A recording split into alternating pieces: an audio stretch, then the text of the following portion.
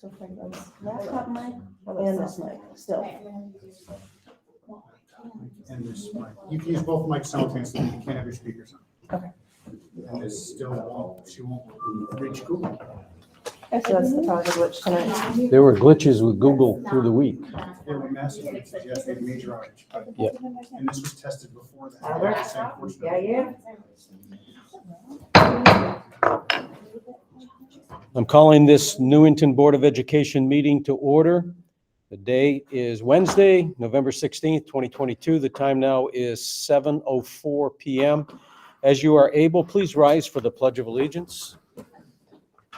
I pledge allegiance to the flag of the United States of America and to the republic for which it stands, one nation, under God, indivisible, with liberty and justice for all. Thank you. You may be seated. I'm going to ask for our acting clerk to please call our roll. Yes, Michael Branda, Okay, Let's see who's our roll I can't caller. hear Sophie. oh, There we go. can you hear me now? Yes, I can. Thank you. Michael Branda, Here. Dr. Bruce Fletcher, Here. Danielle Drost, Here. Beth Hopvegner, Here. Richard Laviere. Here. Amy Parati, Here. Sam Sharma. Here. Jessica Weaver, Here. Anastasia Yop. Here. Thank you. All right, thank you. Now, before we move on to our presentations, if you are listening publicly, if you don't mind, please turn your microphones off. You can check those because we're getting feedback in here. Okay, before we go on to that, I just want to acknowledge everyone online or that's in the room here that is a veteran. I mean, last Friday was Veterans Day. So as a fellow veteran, I want to say thank you very much for your service, what you mean to us as a country and as a community. Thank you once again. So at this time, we are going to have a presentation of a resolution that honors our custodial and maintenance staff. And I will read the proclamation, and I believe that Jason Plum is online He is. to receive. Okay. I saw him. I'm here. Very I do good. have one custodian. I think other were going to join us, but you can proceed, Bruce. Thank you. Okay. Thank you. All right. Yeah, I'm right here. David Richardson. Oh, okay. Hello, David. It's a All Martin right. Kellogg night. It's great night. So whereas Wednesday, November 16th, 2022 has been proclaimed Custodian and Maintenance Workers Day, and whereas the Newington School custodians and maintenance workers thoroughly clean, dust, scrub, refinish, sanitize, repair, paint, and maintain all areas for safety and comfort in all buildings on a daily and nightly basis. And whereas the Newington School custodians and maintenance workers have shown dedication and conscientious performance in carrying out their many tasks to maintain and improve our school buildings. And whereas the Newington School custodians and maintenance workers maintain a close working relationship with school staff. And whereas the Newington School custodians and maintenance workers show a willingness to go above and beyond the workday to keep our schools shining at all times. Therefore, we do hereby proclaim Wednesday, November 16th, 2022, as Newington School Custodian and Maintenance Workers Day. Be it resolved that we urge all of the citizens of our community to join with us in actively expressing gratitude to Newington School custodians and maintenance workers on this very special day. Be it further resolved that the Secretary of the Newington Board of Education is directed to spread this resolution upon the minutes of this meeting and to provide a suitable copy for presentation. Thank you very much. All right, and so now at this time, we'll turn it over for Jason Plum, if you have any comments. Oh, sure. Thank you for that. Yeah, I could just tell you a little bit about our workforce, which is the custodial and maintenance group. We have 38 individuals on the custodian side and maintainers that keep our schools in order. Tonight we have David Richardson. I'll let him introduce himself after I'm finished speaking and tell you a little bit about what he does. And I think a couple others from the high school intended to join. I hope they can get in. If they're out there, please speak up. And let yourselves be known. But yes, as the proclamation says, our folks keep the buildings, the schools looking good and smelling good, right? And as one principal put it, on any given day, these folks can be faced with the 3 Ps. So the 3 Ps, and it's true, poop, puke, and pee. We could run into any of those items on a daily basis, and they may be unpleasant, but these are, our folks. Someone has to clean that up. Our folks do it, and do it with pride and keep the place looking and smelling fantastic. You go into other school districts and you compare the results that we're getting at our schools, and I'm particularly aware of it when I walk in. We do get excellent results. The schools do shine. I mean, that's something we pride ourselves in, and that was in what you just stated, Bruce. They really look great. It takes a great deal of commitment. I mean, this is folks coming in and responding to what the day offers. It could be different in any given day. It could be, our high school pops a pipe during the night and it's noticed by 5 o'clock in the morning, and we've got folks responding, jumping out of bed to come in and help clean up. So it really is, a great commitment. We have some good people, to keep everything running smoothly. And sometimes, like that high school burst that I mentioned, people didn't even know they arrived at their normal times that something had happened. So, people were able to jump on it and make it happen. It's not an easy job. This is sweat on the brow. You'll see it you go to any school and visit our custodians. It's physical and it's a big commitment. So I really appreciate what they do. I'm very proud of the hard work that they do. I'm very proud of the results that we get. And we do it with a smile on our face, most of the time. So it's quality and it's results. So thank you so much for the hard work that our guys and gals do. Dave Richardson, if you would introduce yourself and tell us a little bit about what you do. And if Janik and Harrison made it, if you could jump in as well and say a few words.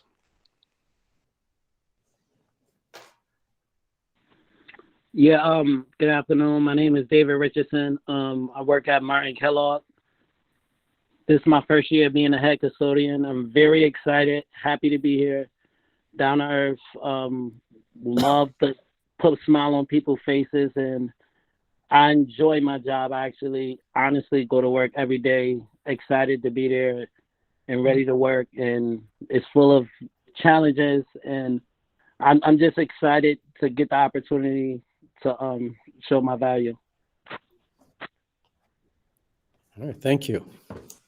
Thank you, Dave.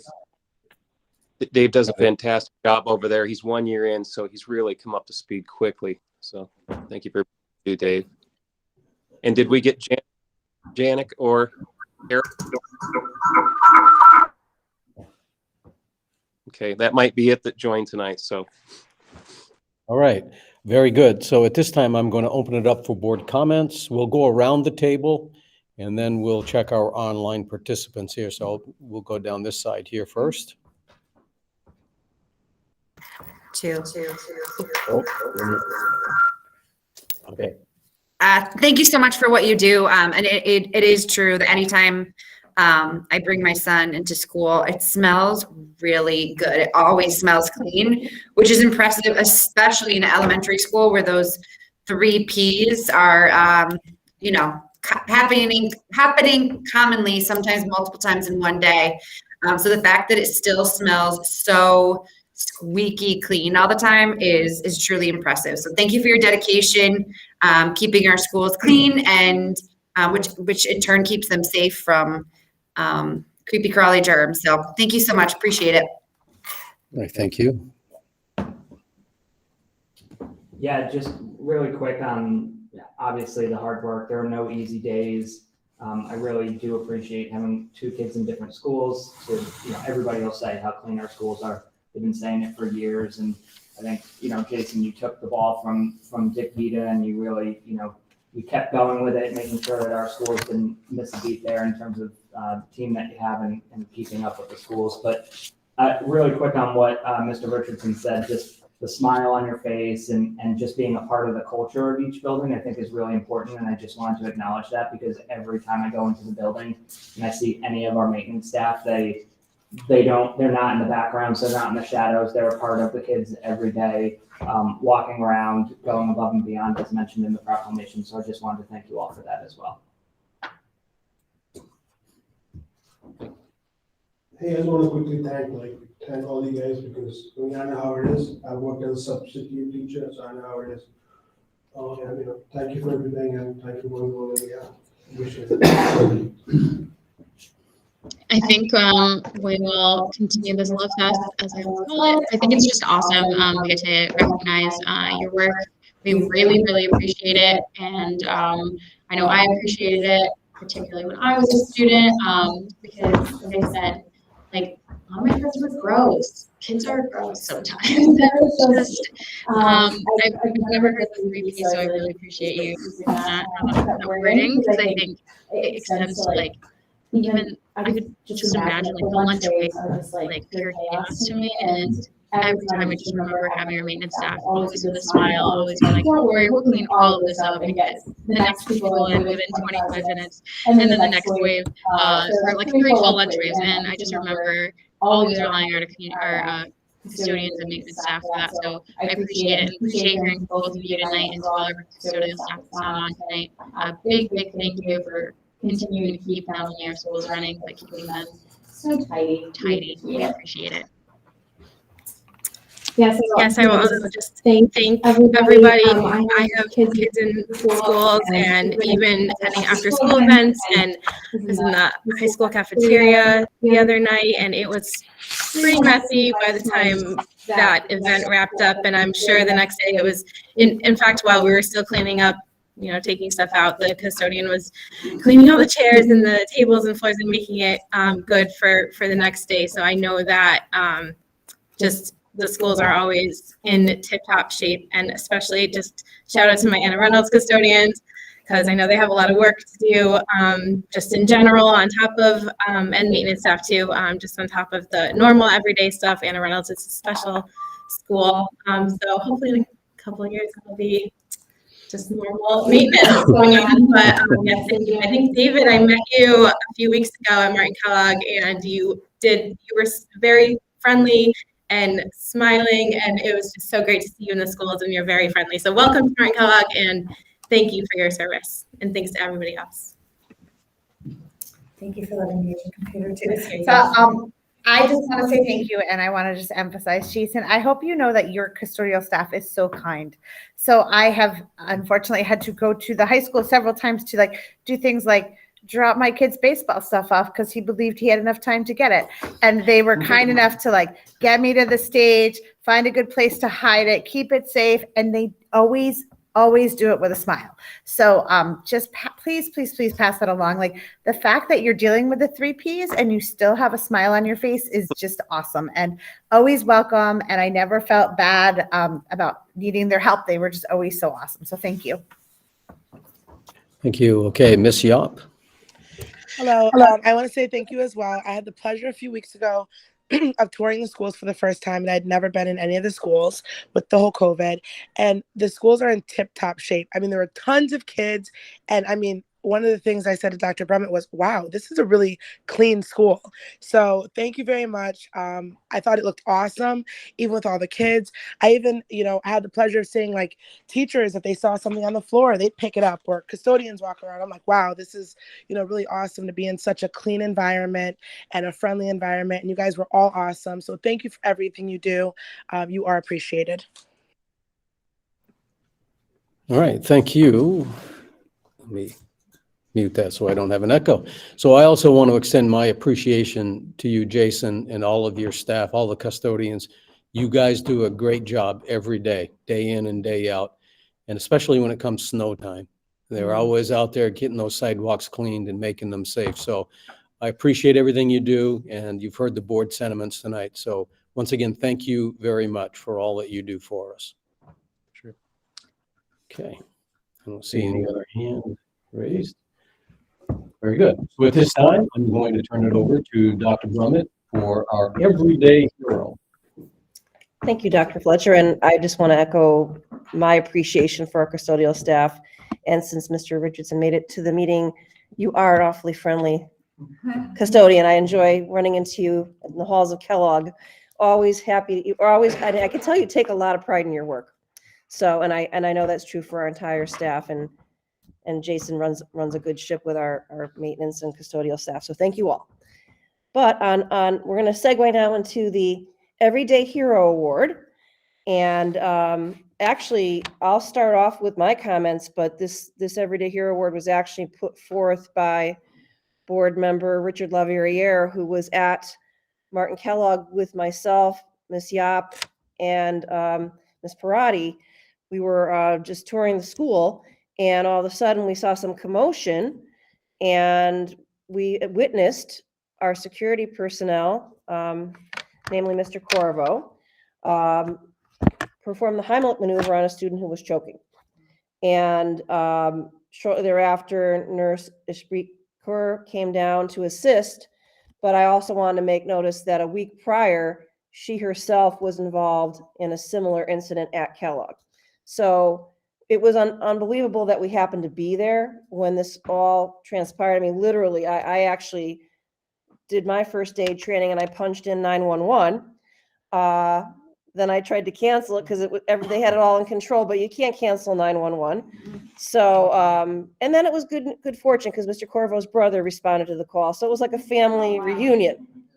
So, but in all seriousness, I was, as my fellow board members who were in attendance, we just could not believe that everyone sprung into action. Other staff managed it very well, closed the cafeteria door, so it wasn't a spectacle. But Mr. Corvo and Ms. Kaur in a previous incident reacted and responded as we would hope they would do. And I really think our students have their lives to thank them for such an immediate and appropriate response. So I just want to thank them very much. And Mr. Corvo is with us in person. And Ishpreet is online. So I'm going to have Mr. Corvo come up to receive his award.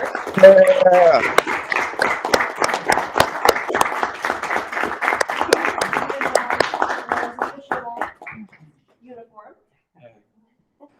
Anyway, and actually, I will tell you, this is his second visit to the Everyday Hero bench. So he might be the first person to be a second timer, which he wondered. I told him that when I let him know about the award. He goes, "Is that a good thing?" I said, "Yeah, that's a really good thing." So would you like to make any remarks? I appreciate it very much for the nomination, excuse me. Wasn't expecting when I turned around and I heard Dr. Brummett say, "Wayne, I got this." I called 911 already, and I looked back there, I see Dr. Brummett. I knew she was in the building. I knew the Board of Ed was in the building. I didn't realize they were right on my shoulder when it happened. And I'm glad everything went down the way it did. I thank my partners, especially Elsa Batista, who was right there. She was the first one to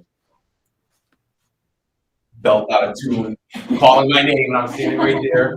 And Stacy Damiano, and I thank Kevin Duran, and especially Ish, the school nurse at Martin Kellogg. Without them, I don't know if we would have the same outcome. But thank you again. I appreciate it. Thank you guys for the nomination. I appreciate it.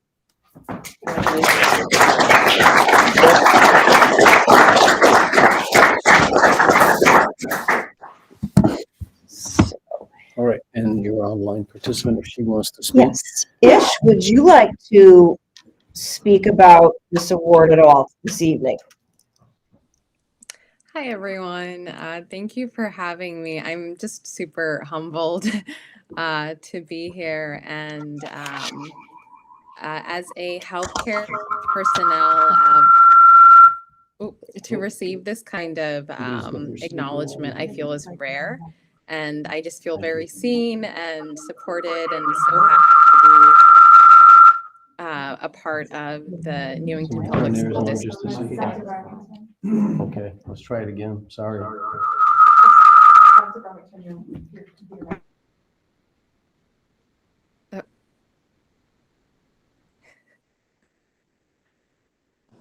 We can hear you online. I think they can't hear you in the You boardroom. can, okay. Well, thank you. I'm just, like I said, everyone's so supportive and loving, and I'm glad to have been there. Wayne's support, Kevin, Jason, Mercy, you know, to go through kind of traumatic things like that, and then to be able to call my supervisor immediately and feel supported by the staff is an amazing feeling, and makes us do our job better. So thank you, everyone.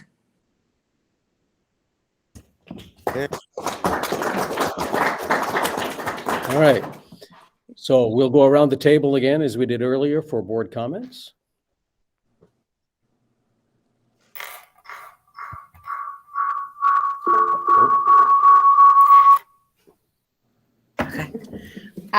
Thank you to both of you. Truly, truly heroes.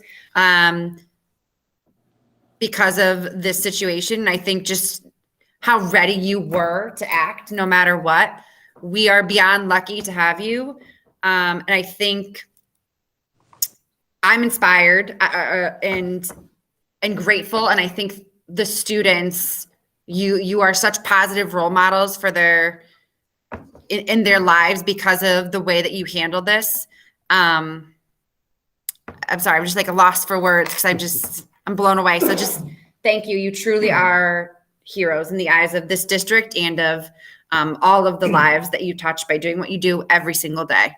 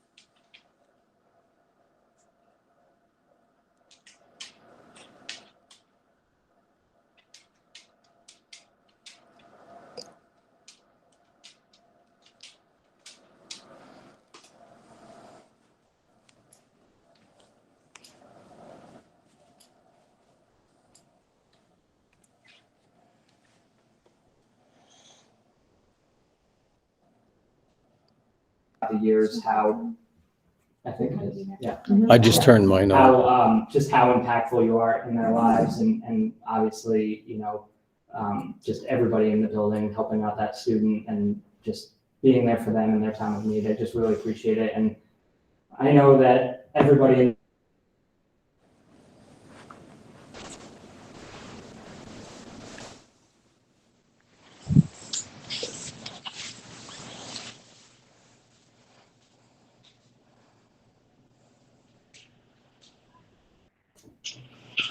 Yes, I want to quickly thank both of you for doing the right thing. And, Yeah, I think I'll just add, I think everyone sends their kids to school with a reasonable expectation that you have to just hope and pray that they'll be safe, right? And I know with Mike Morgan's on the line, and we've talked about this in very different contexts, but you hope, pray, and just have the security, hopefully, that, you know, that your child will be safe when you send them to school. And I know that Newington's parents feel that way. 100%. They are always going to be safe with people like you, Wayne, people like you, Ish, and knowing that we have that in our district is not only a comfort to this board, it's a comfort to parents, it's a comfort to the whole community. Because I think oftentimes there are scary situations that are out of our control, and to know that you're there is a comfort, not just to those you literally saved the lives of, but of those of us who, you know, see kids go every day to school and know that they're going to be safe because of you.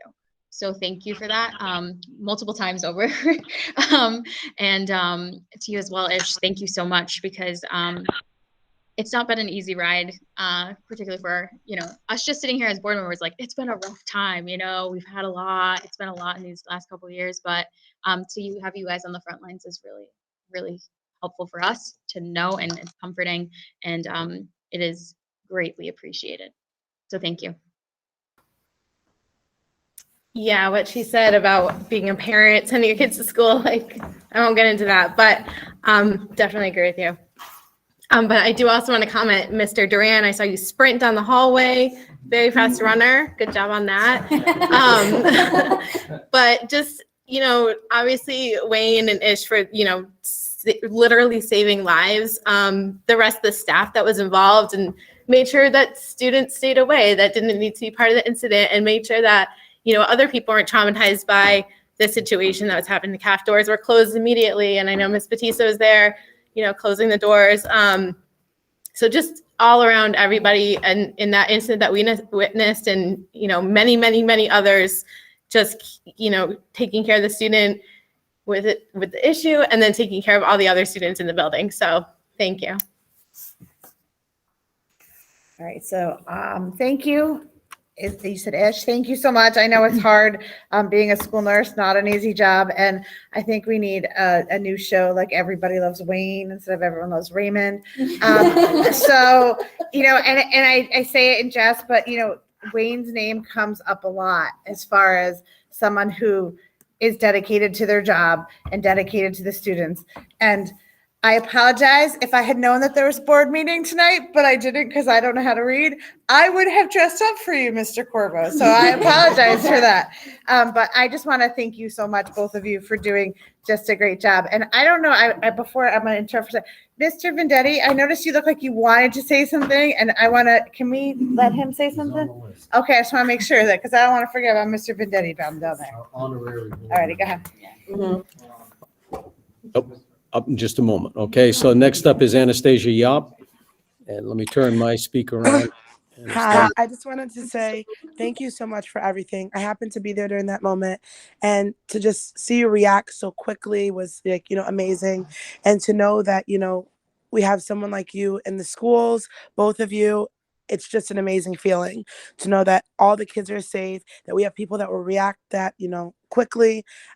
I just say you are a hero, and I'm sure you've done a lot more than we know, but I mean, just to be there in that moment, you are definitely a hero. Thank you so much for everything, both of you. All right, Mr. Leverrier. Yes, thank you. When I walked into the school, this happened maybe less than a minute after we arrived, and it was quite a remarkable thing to witness. I don't think that if I was in that position, I don't know that I would have froze. I don't think I would have known what to do. And it shows that we have really special people working for Newington Public Schools. And Wayne, you're doing a great job. And I really do appreciate everything that you do for the school system. Thank you. All right, thank you. And our honorary member, James Vendetti. Ms. Carr, and I do apologize if I'm mispronouncing your name, and Mr. Corvo. On behalf of the student body, I say thank you, and I say thank you because we don't say thank you enough, and I know that. Sometimes we act like we're ungrateful, but I swear we are. If you weren't there, literally, things would have gone very differently that day. You were luckily there and able to perform the Heimlich and save the student's life.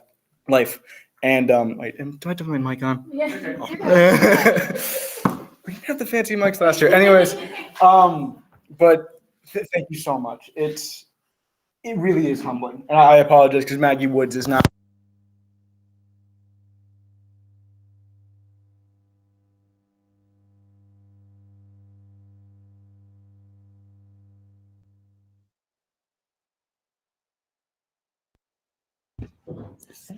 Michael Morgan, please go ahead. Hi, everybody. Thank you to the board tonight for taking the time to recognize Wayne for this. Wayne, what you just heard and what people have just said about you is truly amazing, and you should be very proud of yourself and understand that this is how people see you, this is how people feel about you, And that's based on your commitment to the Martin Kellogg school community, the Newington Public Schools in general, and the way that you approach your job day in and day out. And many of us on this call tonight know that, we see that, and what you do is incredibly important. And you really are an amazing person, and we're very fortunate to have you as a member of the team here. Ish, this goes for you as well, to Ish and the other members of our nursing staff. Just incredible people who provide an amazing service to the schools, regardless of where you're assigned. We have the utmost confidence in our school nurses, and they're incredibly dedicated and proficient at what they do. And, I don't think we say thank you enough. I know someone else, I think Jim Vendetti said that. We ought to say it every day, because you certainly deserve it every day.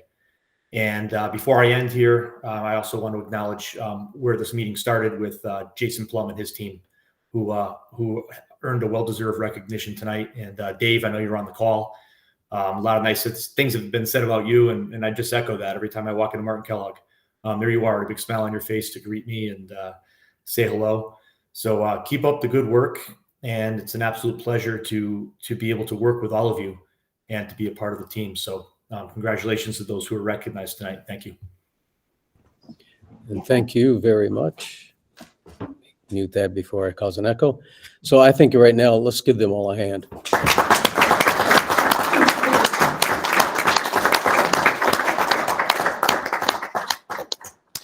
All right, and I say thank you very much as well. Okay, so now we are going to be moving on to agenda item D, which is our consent agenda. And oh, did I miss? Yeah, you did. Where? It's C, it says public participation. I did skip it, didn't I? I think Freud would have a field day with me. Uh-oh. All right, I was ready for D. Okay, we'll go back to C. My mistake of the night. That's the only one I'm allowed. Okay, so at this time, we will open up for public participation. Any member of the public, Newington, you can share any comments at this time. You can call in at 860-665-8659. You can raise your hand here in the Zoom meeting. We do limit civil participation to 3 minutes. So are there any members of the public in the room that wish to speak, or anyone online?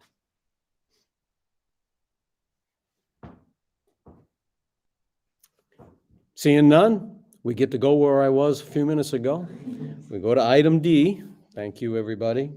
So we're going now to the consent agenda, and that's going to be the approval of the minutes. So D1, before we, did I miss something? No, just remembering which one we have to fix. You're good. It's D1. Okay, so in D1, on our third page, the motion to table to motion failed 6-2, but it shows in the roll call that there are 3 yeses. So 1 yes from Beth Hutt-Wagner needs to be changed to a no.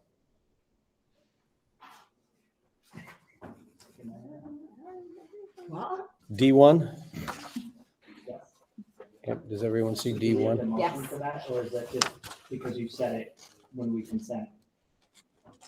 I think that we don't As need amended, to. right? You say as amended? As amended, yeah.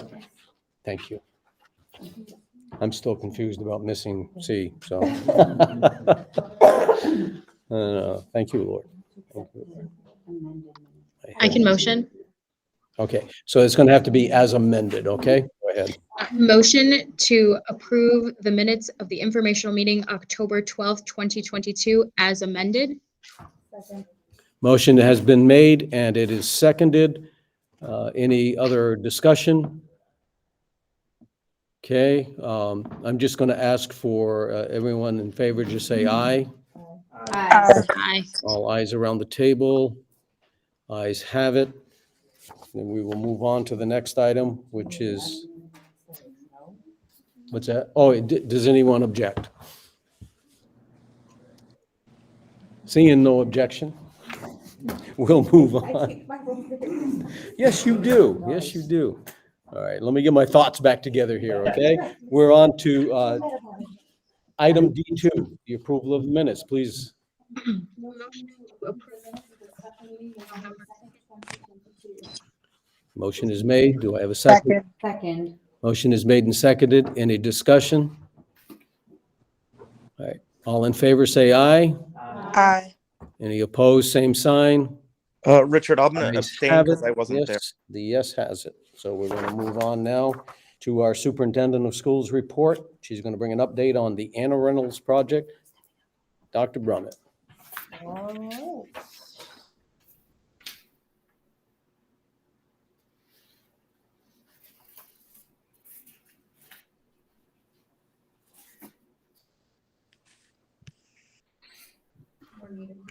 Right on cue, I see that Mr. Woods has joined the meeting. He is the chair of the Anna Reynolds Building Committee. So I am going to turn the microphone over to him for an update, our first of the year, on the status of Anna Reynolds. Mr. Woods.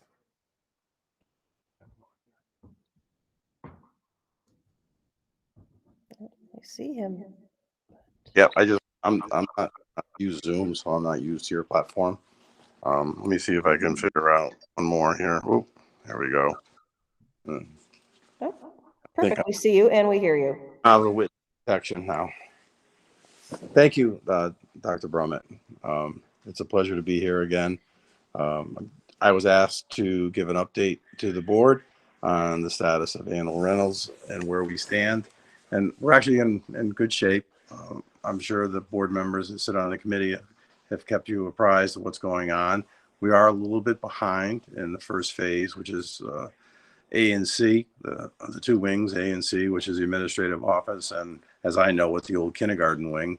But most of those, actually all of those really, are due to unforeseen conditions and material procurement.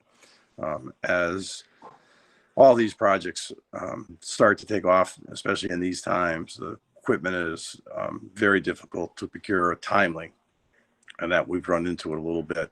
But other than that, the project, I believe, is going relatively smooth. We have spent a little bit of additional money and some change orders, but minimal, and compared to what the work was done there.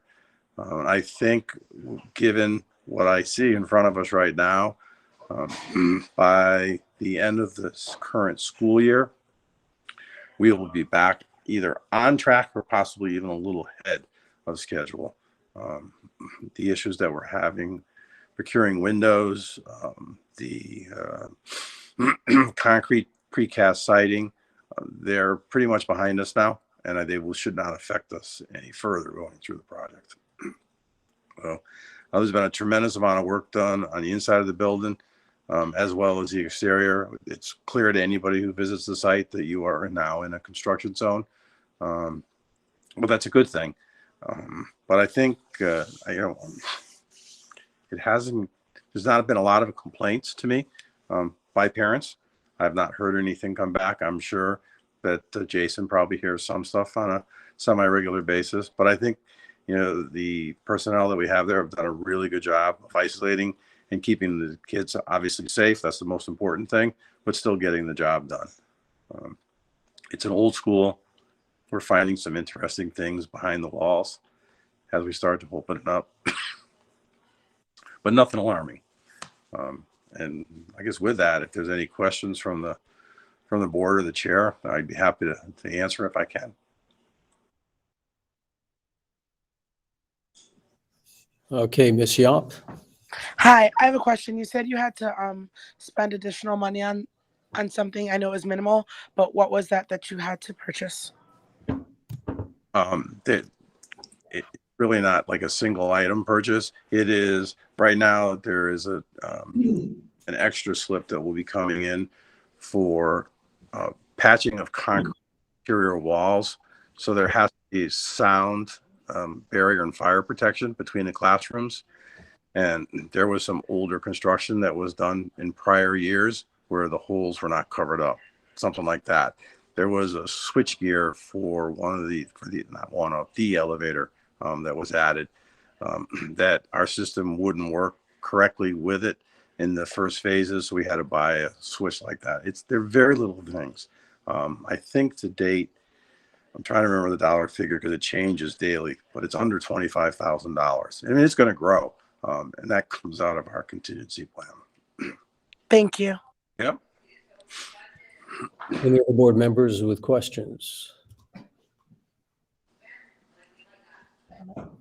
Any comments? Do we have somebody else? Me. Oh, you do? Okay. No, I just wanted to thank Mr. Woods for his leadership. He's done a fabulous job as the chair, and really his experience has been invaluable on the work of the committee. And I would concur that while it's not easy having a building under construction with kids present, it's going along very well. And we did a little visit there about a week and a half ago, and I was amazed at the progress. I could start to, I'm not good with visual, but I could visualize where the classrooms are going to be in the wing that is currently the most under construction. And they actually gave me my own hard hat, which was kind of cool, and a vest. So I'm official now. Of course, it's rolling in the back of my car, but nevertheless, I'm very pleased with the progress of the building, and I want to thank you, Mr. Woods, for your leadership. Well, thank you, but it goes both ways. Again, without the cooperation. Thanks. Yeah, just as a parent who has a student at Anna Reynolds, there is really no disruption. My daughter knows it's going on, obviously, but her learning's not being impacted. It's exciting. I think all the kids are excited that there's construction, and they obviously can't wait until that section starts to open up. And but yeah, just as a parent, I think the project has been going really well, and serving on the committee, it's exciting to see the progress. And I second Dr. Brummett, where Mr. Woods, you've done an excellent job just leading the committee, and we thank you. Well, again, thank you. And Beth had a question, what was found behind the walls. I think there was like they had to abate the lead paint or whatever paint was on the cinder blocks, and some of them didn't go nicely. So they were rough material, and then some were smooth. So I think it had to do with like the direction of the cinder block. So yeah, I know it wasn't very exciting. No time capsules yet or anything, but. All right. So I just have a quick question for you. Would you say the change orders are pretty normal so far? I would say right now they're below normal. Below normal. Yeah, we actually have an incredible team up there.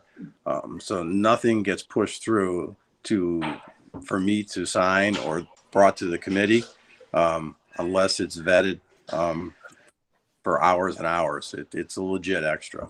And we knew there were going to be some. There always is. But yeah, we're tracking below, not above.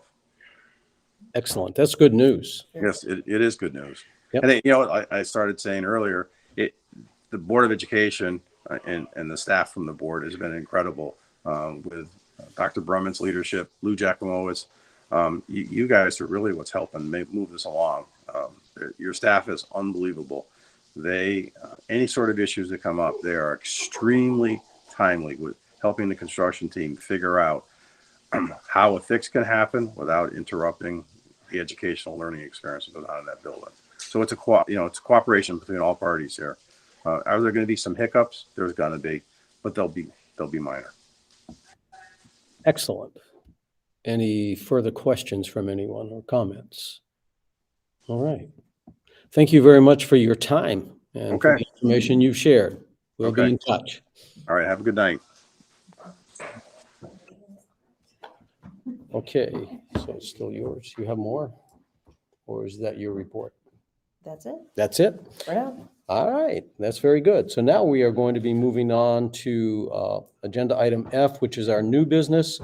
And we're looking for a student policy committee update. So, nice.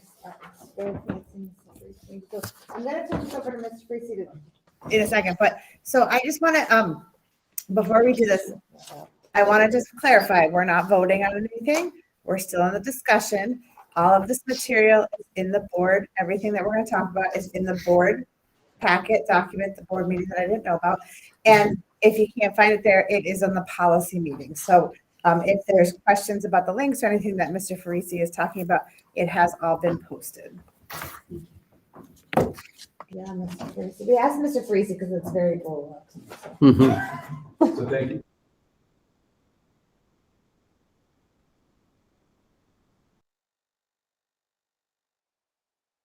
Here, go ahead. Oh, you don't have a computer mic. I have a computer mic on. Can you hear Mr. Farisi now if he speaks? Can someone just let us know? Go ahead. I did want to share, I believe this is just a policy committee update section of the agenda. Excuse me. And thank you so much. And so I do want to share that we met on, I believe, earlier in October 18th, and then again November 9th. And during both meetings, we discussed many policies, some of which will be brought to the full board this evening for discussion, as Mrs. Droz just shared, that we would love to be able to share with the board for consideration, for discussion, and then potential follow-up at the next board meeting for vote. All the policies that we review, I think it's critical to know, and you can find this on our website too, right off of the Newington Public Schools website under the Board of Education Policy Committee website. All the research that we do, all the information that we look at when we're reviewing board policy is based on guidance from folks who have their policy and provide model policy that's legally driven. So we work with CABE, the Connecticut Association of Boards of Education, as well as Shipman and Goodwin. And then we use other research that we can find as well to review all of our policy and then make and bring to you policy revisions that we think are in the best interest of the school district and allow us to be able to run the school district in a way that supports all students and staff. I would just share that. I don't want to read to readers the minutes, but the minutes are there and available to you. In our latest discussions and what will be shared this evening will be an update to the library media materials selection policy. We are sharing with you after that, bringing together two policies for admission for non-resident students and tuition fees. We found that those both occurred in one policy, but then in isolation, meaning tuition fees were nestled within the non-resident students admission policy, but also on its own as an isolated policy, and they read differently. And so we found that duplication was actually a little bit confusing. And so we are recommending this evening that we would partner those two together and merge them to create one policy. We're also going to share some information, and we reviewed standing committee bylaws. At this time, we're not bringing that forward for discussion, but we did review it very carefully.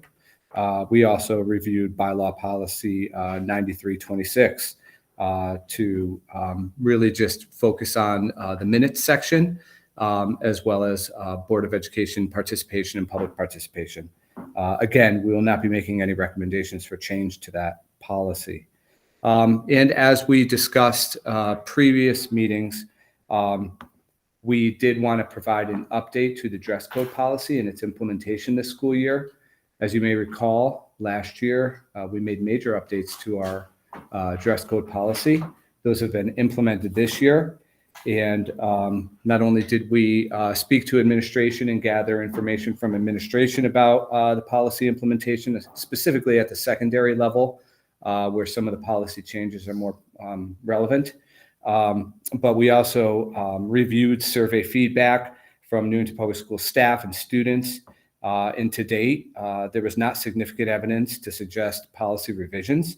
The data did, however, reveal an opportunity to further clarify the changes to the new dress code policy among both groups, students and staff, along with an opportunity to continue to use the new dress code policy as a means to enhance our collective understanding of equity and inclusion within our district.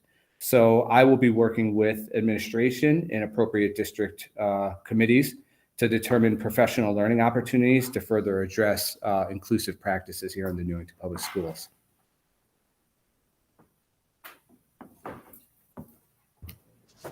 Okay.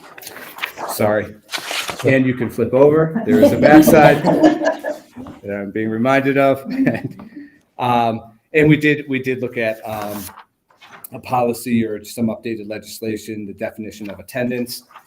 We had some legislation that is driving our need to update the policy on attendance. So we did review that. We have not had a chance to thoroughly vet it and bring it to you. So that will not be a discussion for this evening, but it will be for hopefully a very near future board meeting, as well as student discipline. So 2 new legislative mandates came out, were presented to us, and we are responding to those via the review of current policy and those legislative mandates. Please go ahead. So just to clarify, when Mr. Farisi says that we're not making no recommendations, like we did still look at the policy. We just said it's fine the way it is.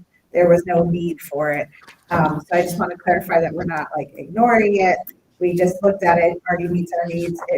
It's under our equity lens. We did actually have a conversation like, is this still under our equity lens? And it was. So there was surprisingly, even from 20 years ago, like it still met our umbrella. So it wasn't like we just are ignoring it. We did actually still vet it. I appreciate that clarification, because sometimes what we find is the policy itself is written in a way that meets the needs of what we're trying to achieve. Sometimes it's through the implementation of that policy. So what we will then do, or I will be charged with based on the policy committee's review and recommendation, is to then go and speak with the appropriate parties on the implementation of the policy. So that way we're really achieving what the policy has set us out to do. And so we always kind of work in that way. So thank you so much for that clarification. Any questions or comments from our board members? Ms. Yap, give me a moment. There you go, Ms. Yap. Hi, Steve, I'm trying to look at this online at the same time. Under your bylaws, it says that, let me just make sure I'm reading it. It was recommended in policy 9132 to add ex officio member to section 4, the Finance and Budget Committee. There's already 4 members on this Finance and Budget Committee, which is myself, Lou, Sam, and Danielle. What prompted that recommendation to add a 5th member? And what was the discussion behind that? Or can you give me some insight on that? Do you want to explain that? Absolutely. I'll hold. Absolutely. Thank you so much for the question. And I'll reiterate this a little bit later on when we go through all the policy revisions and recommendations. But really, if you look at that policy, you'll see in all the other subcommittees, certain members of the board, not the Board of Education, but Dr. Brummett's cabinet team are members of those committees as ex officiato members.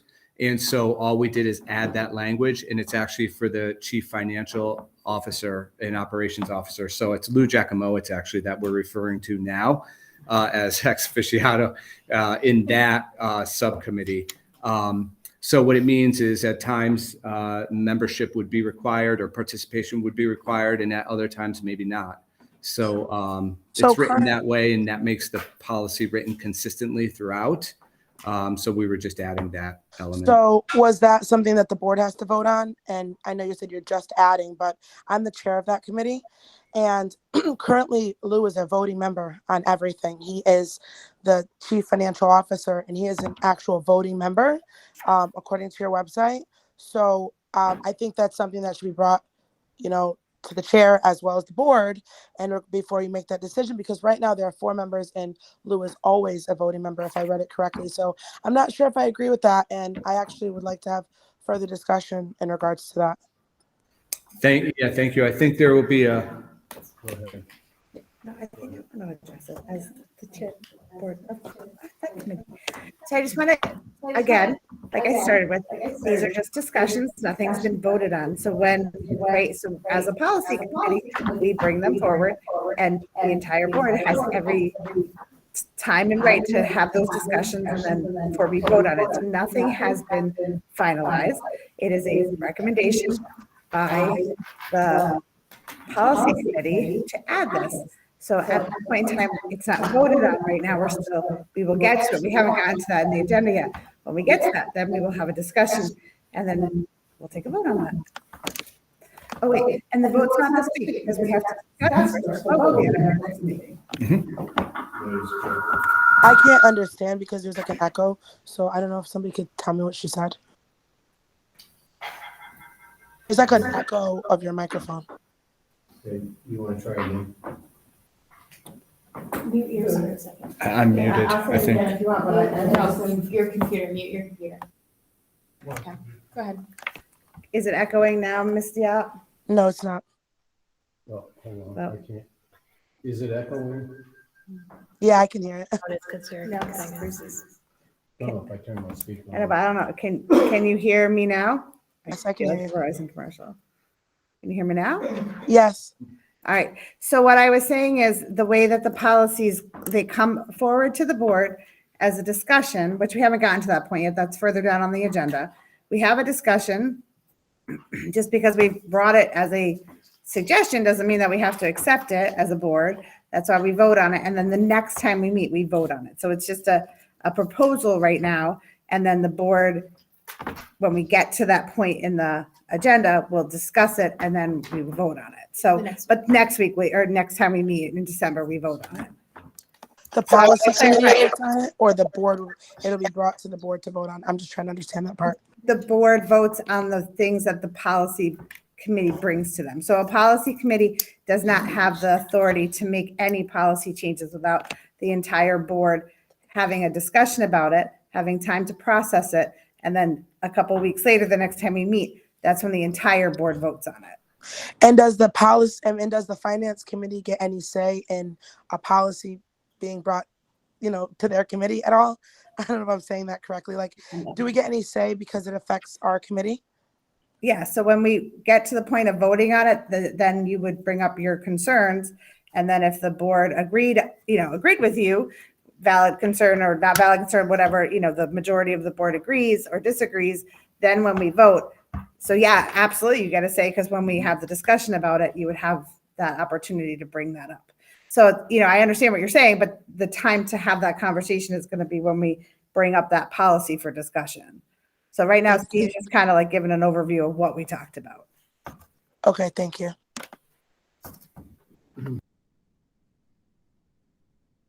Anyone else have a question or a comment?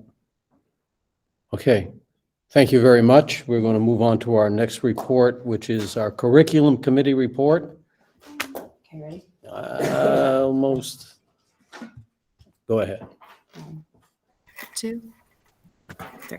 Okay. So at our meeting this week, Wendy Krause and Kristen Freeman reviewed the students' performance data from this year, which were based on our universal screening assessments, which are given to students in grade K through 8 in mathematics and in reading. Improvement efforts are in place specific to this area. Let me just go closer. And the Newington pass rate, so how many students are passing, we looked at that per grade, and it's very consistent with pre-pandemic rates. So really a summary is that in all categories, our students are getting back to the way that they performed on these assessments pre-pandemic, with the slight exception of mathematics. However, I think that we're seeing across districts right now, and I can anecdotally comment on that as an educator, slower climb back up in the area of mathematics, just due to the fact that math is, it's progressive, and not understanding or not grasping certain concepts affects the way that the progression of that learning. But we have several, the district has several plans in incentives and things in place to help with that. We also looked at updates for future topics.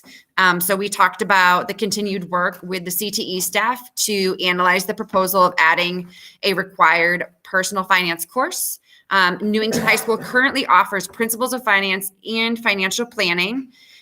both of which allow students to access dual enrollment at Capital Community College, so to earn those college credits, which is fantastic. The concepts and skills covered in the proposed personnel finance course, as outlined by the CSDE, are covered almost entirely in the existing courses. The addition of a personal finance course does require an additional staff, which I believe would really be about 1.5 staff. And that's around the $100,000 range when you add in the insurance and the cost of adding a staff member. We also, just some data going forward with that, additionally, is that over 50% of our seniors are currently enrolled in one or not both of these two classes. So they're really getting that preparedness. However, our group as a curriculum committee talked about perhaps putting forth a half day or a day long session or program which teaches all of our students in their senior year the basics of, and I hate to sound silly saying this, but adulting, which includes really balancing a checkbook, understanding stocks and investments, understanding buying property, buying a vehicle, insurance, taxes, all of those really fundamental life skills that I think many students, when they get out into the real world, kind of comment, oh, I wish I had learned that. And these are just essential skills that perhaps as Newington Public Schools, we can work to give to our students those skills as they move forward into the real world. So that's where we are with that right now. Wendy Krause provided an update regarding the recent discussions around the text selection guidelines, including the procedures for reconsideration and the importance of following policy and protocol to ensure that concerns are addressed effectively and efficiently.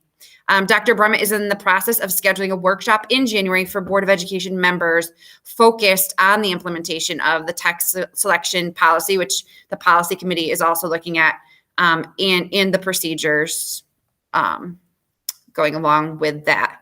So I would just kind of kick it over to my fellow committee members if they would like to add, correct, or amend anything I said. In 1 minute, let me turn all my things off here.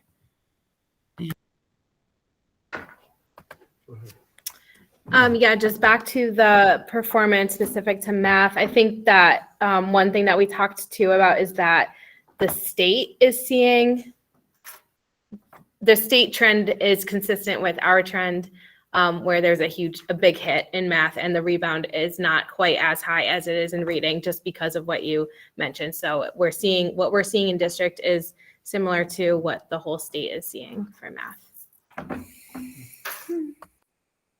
Yeah, and I would just add a huge thank you to our chair, Beth, and to Wendy Krause and Kristen Freeman. They went through a lot of different data points, and they're really good about collecting data in the most efficient way with much shorter assessments, like 8 minutes or 2 to 3 minutes, on ways that we can really capture data to be able to access where are we doing on reading and math, and where are those pressure points that we need. So it's one of the great things to see that there's going to be more data points, and we're also going to be disaggregating the data in different ways by race, gender, et cetera, et cetera, et cetera. Just to be able to see that, particularly as we kind of continue to have that mission of a portrait of graduate and closing the opportunity gap. So there was really good data there, and we really appreciate that. So we'll have more to come as well as we get November tests in.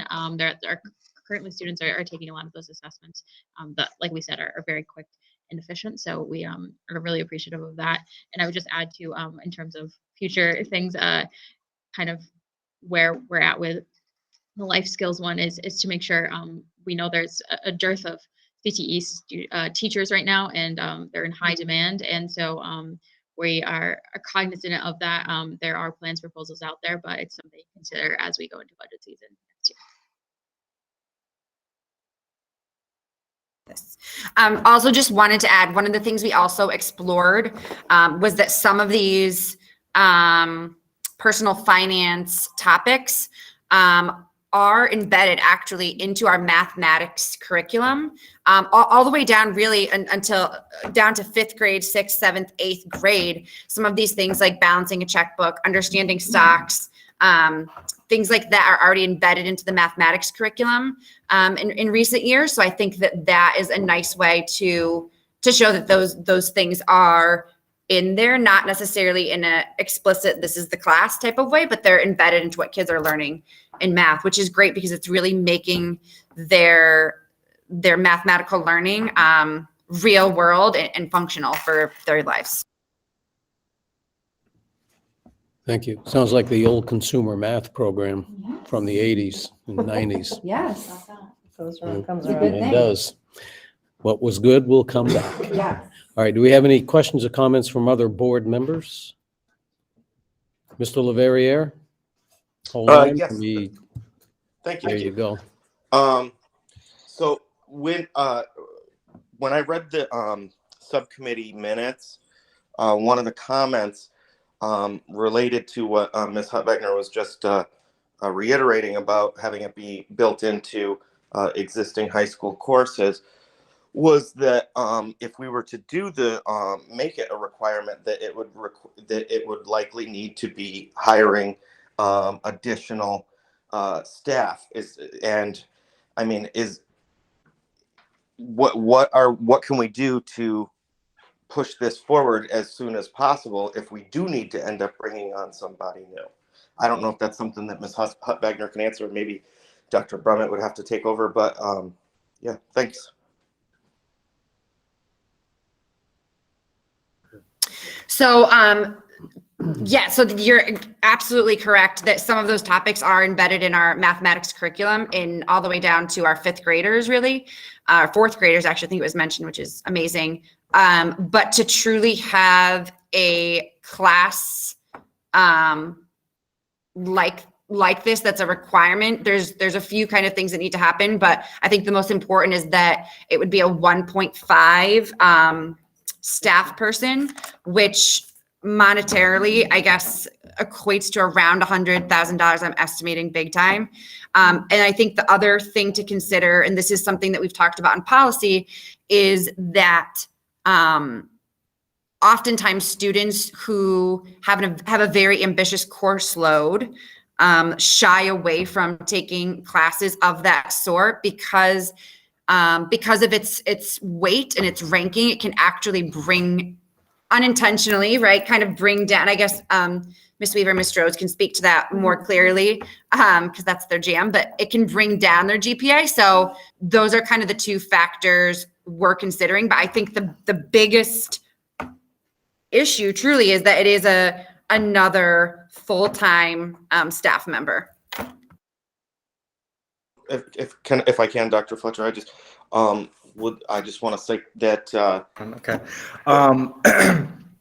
I heard what you said about Hello. Hold on, Richard was still. Yeah. Thanks.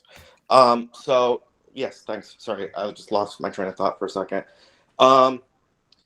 Yeah. So earlier in the year, when we discussed, when we discussed this and started the process on it, very shortly thereafter, the State Department of Ed came out with, recommendations that they want to see high schools end up requiring this moving forward at some point in the future. And I just want to echo this, on the record now that, Newington has a great opportunity to be a pioneer in implementing such a course. And, I think that if it did cost $100,000, I mean, it's something that would be worth it, and it would be a great service for our students. And yeah, I mean, I get it with the students wanting to shy away from it with certain GPA complications for APs, etc.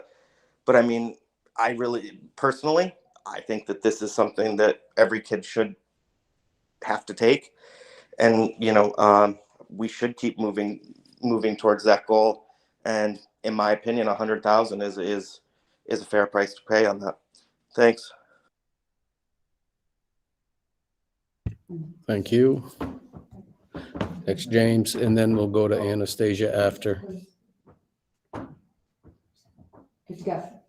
Go ahead. We're all good now. Just off of what you said, Ms. Hutbegner, I did want to just mention briefly about what you said about GPA and taking down, and that can sometimes cause students to shy away from these kinds of courses. There are three kinds of seniors. There's a senior who is in the running for valedictorian or the top of their class and is going to take 4 to 5 APs their senior year. That's not me. God. Then there's the other kind of senior who got all of their credits. I apologize. My throat.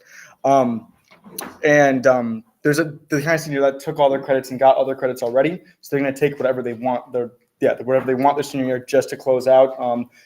If I remember correctly, you only need 1 English credit, and that's probably the biggest thing that they would take that following year. Other than that, free reign.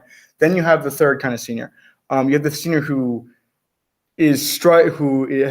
frantically at the end of their junior year is going to be looking for. Thank you. Is going to be looking for the credits that they missed. With this specific class in mind, I do believe that for that third type of senior specifically, this would work perfectly. As someone who took finance, I did enjoy it. Like the teacher literally takes you through, hey, this is how to write a paycheck, or this is how you write a check. This is how to balance a checkbook. This is how to accept a paycheck. You have to endorse the check, write your signature. This is what your signature should look like. It's all very, very thorough. And I think the teacher specifically is done very well on that. But off of that completely, I do think that day where everybody, or at least the seniors, take a half day and it's like, this is how to do adult things is a great idea, because I can tell you that at least half of the senior class is not taking a class or taking an interest in that specifically. Just personal perspective. All right, Ms. Yop, then we'll go to Ms. Weaver. Hold on. Hi. So I have to agree. As someone whose background is in finance and accounting as well, I have to say I think it's very important that the children have these life skills. I would say that this is something, Richard saying how much it would cost, that should be referred to the finance committee, seeing that we oversee the budget and we make sure that, maybe this is something that we can incorporate in our future budget. Maybe we can see if we can afford a teacher like this. Let's see. I mean, budget season's coming up, and I think that's something that we should discuss. Now, to Ms. Hut-Wagner's point, I do understand, the weight on the GPA, someone who took multiple AP classes, but I do think it's an important life skill. I mean, I know many children who graduate, they don't know how to write a check. They don't know what their FICO score is. They don't know what any of these things are. I think it's extremely important. I think that the finance committee, me being the chair, this should be something that we take into consideration. I just think it's truly important. I think that every child should leave high school knowing how to write a check, how to balance a checkbook, what their credit score is, all of that. I think it's very, very important. And I'd like to see this move to the finance committee. Thank you. All right, thank you. Let me mute this. This is fun tonight. Sure.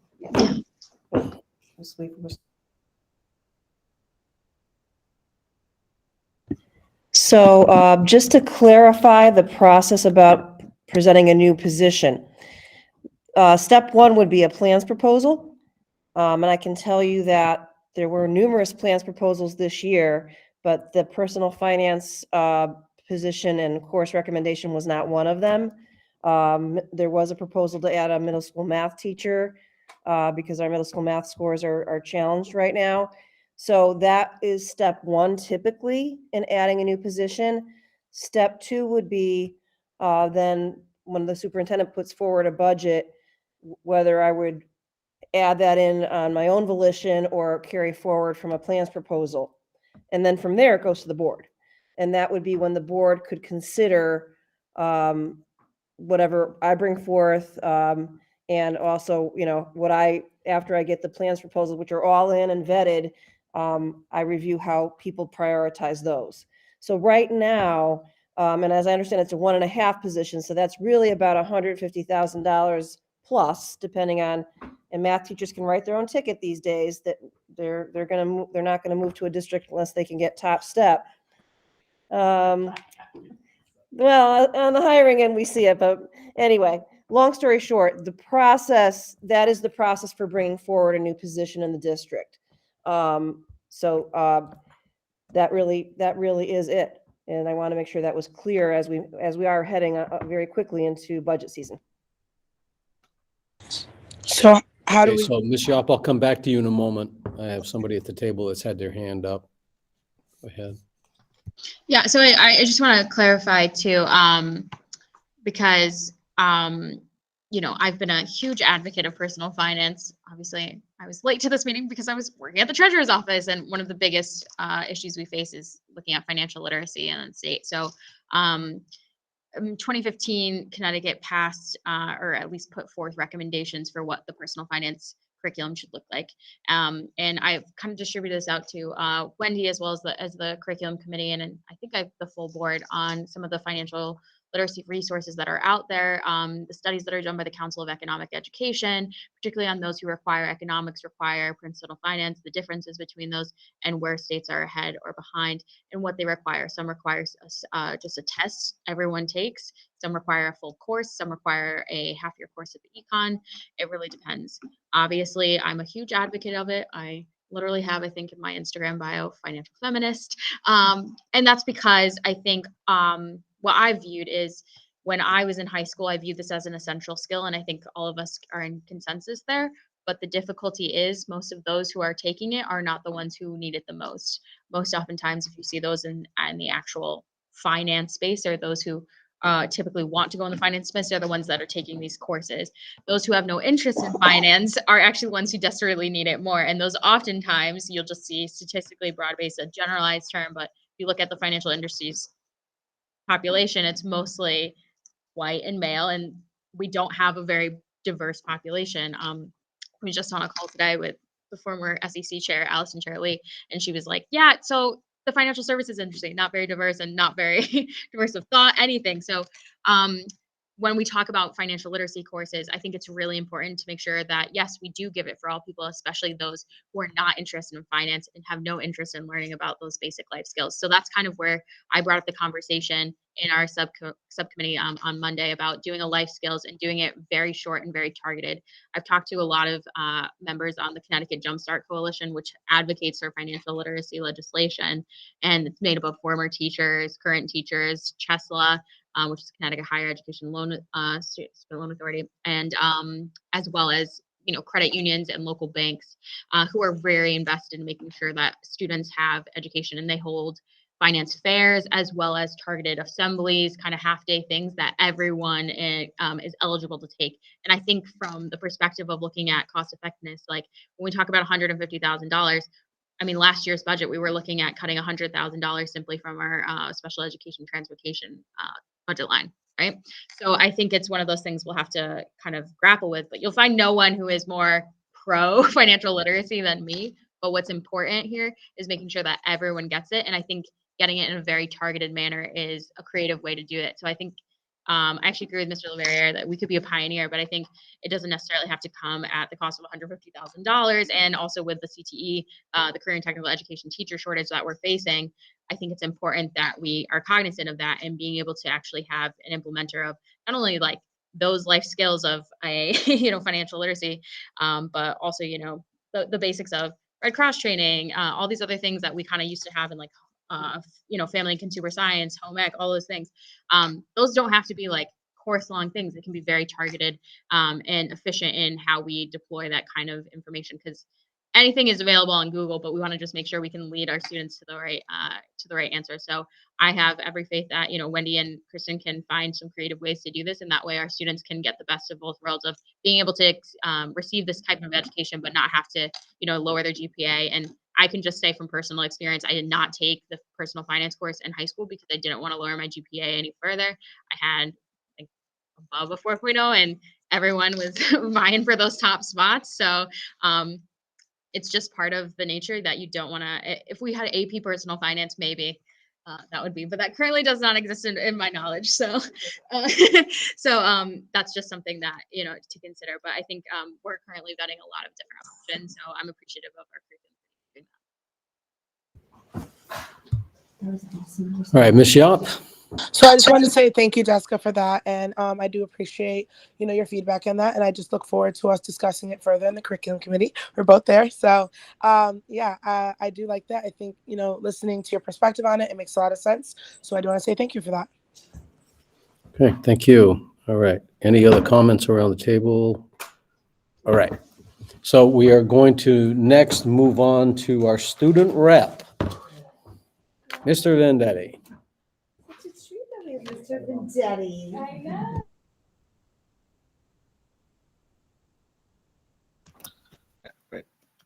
Are we all good in the cool meet? Yeah, we are. Perfect. So first of all, I'd like to apologize on behalf of they both had prior arrangements this evening and unfortunately couldn't make it. But lucky for you guys, you have me. Yeah. So starting off this evening, our biggest event is going to be in music and our performing arts program. Not the spring musical. Our fall play this year is going to be A Christmas Carol, and opening night is tomorrow, actually. Tomorrow at 7 o'clock, then Friday at 7 o'clock, and then Saturday there's a matinee at 2 and another show at 7. So the 17th and the 19th. Our drama program has been working very hard on this. I believe tickets are $10 for students, $12 for adults, but it's been a massive event, and come or don't come, but our performing arts program has been working very hard. You guys should come. Other than that, on a lesser note, Chamber Choir is getting ready for their trip to New York from the 16th of December to the 18th of December, where they will be attending 2 Broadway musicals, Hadestown and Wicked. Yeah. Attending a theater workshop, and will be performing a series of Christmas songs at a New York church. I'm not 100% sure what the church's name is, but we will be performing there. As far as sports go, notably, Miss Katie Bolke made All New England last week, I believe, by finishing 12th overall at the New England Cross Country Championships. The only other person to be able to do that was her brother. So. Yeah, the boys football team will be having their last in-season football game next Wednesday against Wethersfield. Go Nor'easters. And unfortunately, on a more negative note, soccer lost in the state's quarterfinals to Greenwich, but it was a very close game. Our boys fought very hard, and attendance for that game was massive. So shout out to those guys. As far as large events, Newington High School hosted our first indoor homecoming in 2 years, and our largest homecoming, I think, ever. 900 and I want to say 2 kids were in attendance. That's both out of school and in school students. As someone who helped out with the decorating and the setup, it looked beautiful. The theme was Monte Carlo. It was a night to remember. Also, everyone was on their best behavior, so even better. The day before that, we hosted our first pep rally since 2019, I believe, which took up the second half of the school day. This was Friday, November 4th, and everything went wonderfully. The NHS drum line performed an amazing array of lights and sound. If you haven't seen the Instagram video, you have to see it. It's awesome. The Newington Marching Band was also there. They performed. Our mascot Nori also made an appearance. Love Nori. And that week specifically was Spirit Week, so that day was Blue and Gold Day. So it was just a whole week of spirit, and it was a wonderful time. Our names program actually was yesterday. For those of you who are not familiar, Names Can Really Hurt Us is a program by the Anti-Defamation League to help promote diversity and equity within school systems. And in this specific instance, we had an open mic where students were to come up and either present grievances, stories of personal stories where they experienced either negativity or positivity within the Newington High School school environment, and then ways we can improve. Ms. Tigno took those into account, and steps are being taken to either resolve problems or amplify things which were good in the first place. And also tomorrow is the month's theme Thursday, which is going to be Epilepsy Awareness Day, where students will be wearing purple. All right, as far as clubs go, Student Council has finally finalized their meetings for the rest of the year after a heated meeting before that. And their next meeting will be December 8th. As far as stuff that has happened for them, we just finished homecoming and pep rally, and right now we are all taking a well-deserved nap because it's just been very cumbersome. Newington DECA. So we've started competition stuff. The officers are doing role play practices with the students who have not competed before. This is the first year competing. And after that, they're doing competition role play practices with Mrs. Miller and Mrs. Ennis. Shout out to those guys for helping out. And then I believe the state competition is in March, but we're preparing for it. Drama Club is working on A Christmas Carol. GSA met last week to discuss possible field trip opportunities. Presentations are being made to Ms. Tigno and possible approvals. Trivia Club had their first meeting today, hosted by Mr. Kravanka, who is the host of now both Trivia Club and Debate Club. And Table Tennis Club is, and I quote, slaying the day away. Wow. So, yeah. No, this is a quote from the, yeah. All right. Ms. Hubwagner? I don't know, am I? Okay.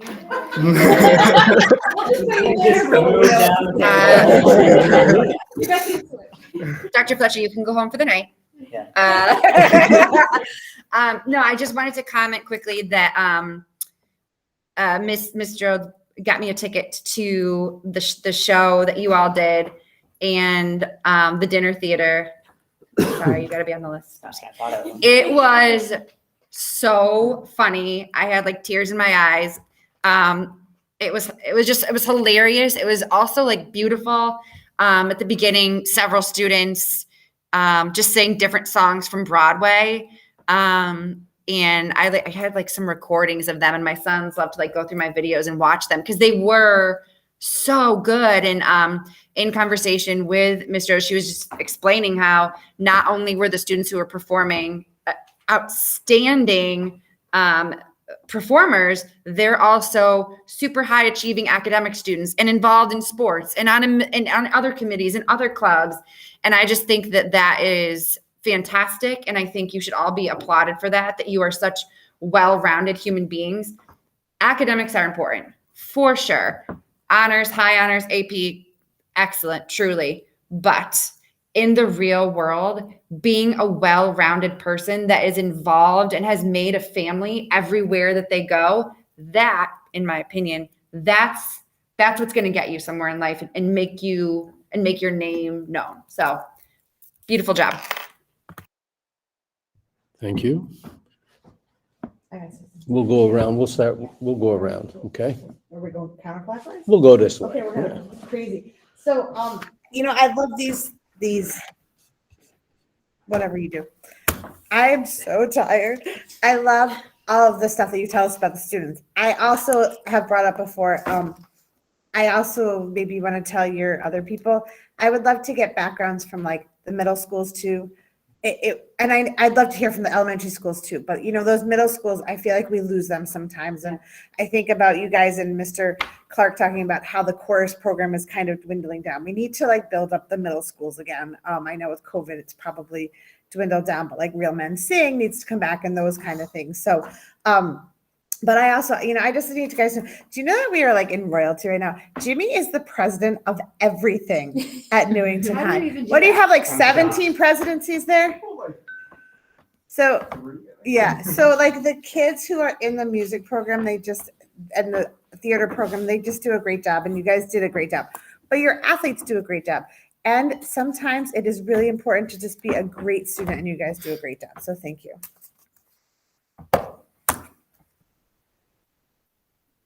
Welcome back. It's great to see you in person here. And thank you for filling in for our other reps and tell them we miss them. But thank you for the update. Fantastic, as always. Yeah, welcome back to the table. We're all joking and laughing here, and I think it's just because of your energy, and you're just a wonderful, wonderful representation of what Newington Schools is about. Because not only are you articulate, charming, and just incredibly joyful. You make this table just, I think, a little later, and we absolutely can see you sitting right where Dr. Fletcher is. Simply because you're just a great, next year. Like what's the wait? Because you're just really great at what you do, and thank you so much for subbing in. Literally at the drop of a hat. It's just wonderful to see and just to hear all the updates as always. And so I'm gonna embarrass you and say what you told me, and if it's okay to make it public, that you already got your first college acceptance. So congratulations, and you must keep us updated on where you go. We are absolutely just loving. Listen, it was on the way in. Sorry, Ms. Rose. But I'm really excited. I think all of us here are probably invested a lot in your future because we really want to say you are a portrait of the graduate. So we thank you for all your updates. I'm so excited about Christmas Carol, by the way. I am really excited for that. And I just wanted to say too, with all of our students and all the things that are going on, it's really great to just hear all the things that are happening and the successes we're having in academics, in sports, and in performing arts, because I think we bring well-rounded students. So it's always great to hear that. So make sure everyone in the community goes and checks out those events and supports.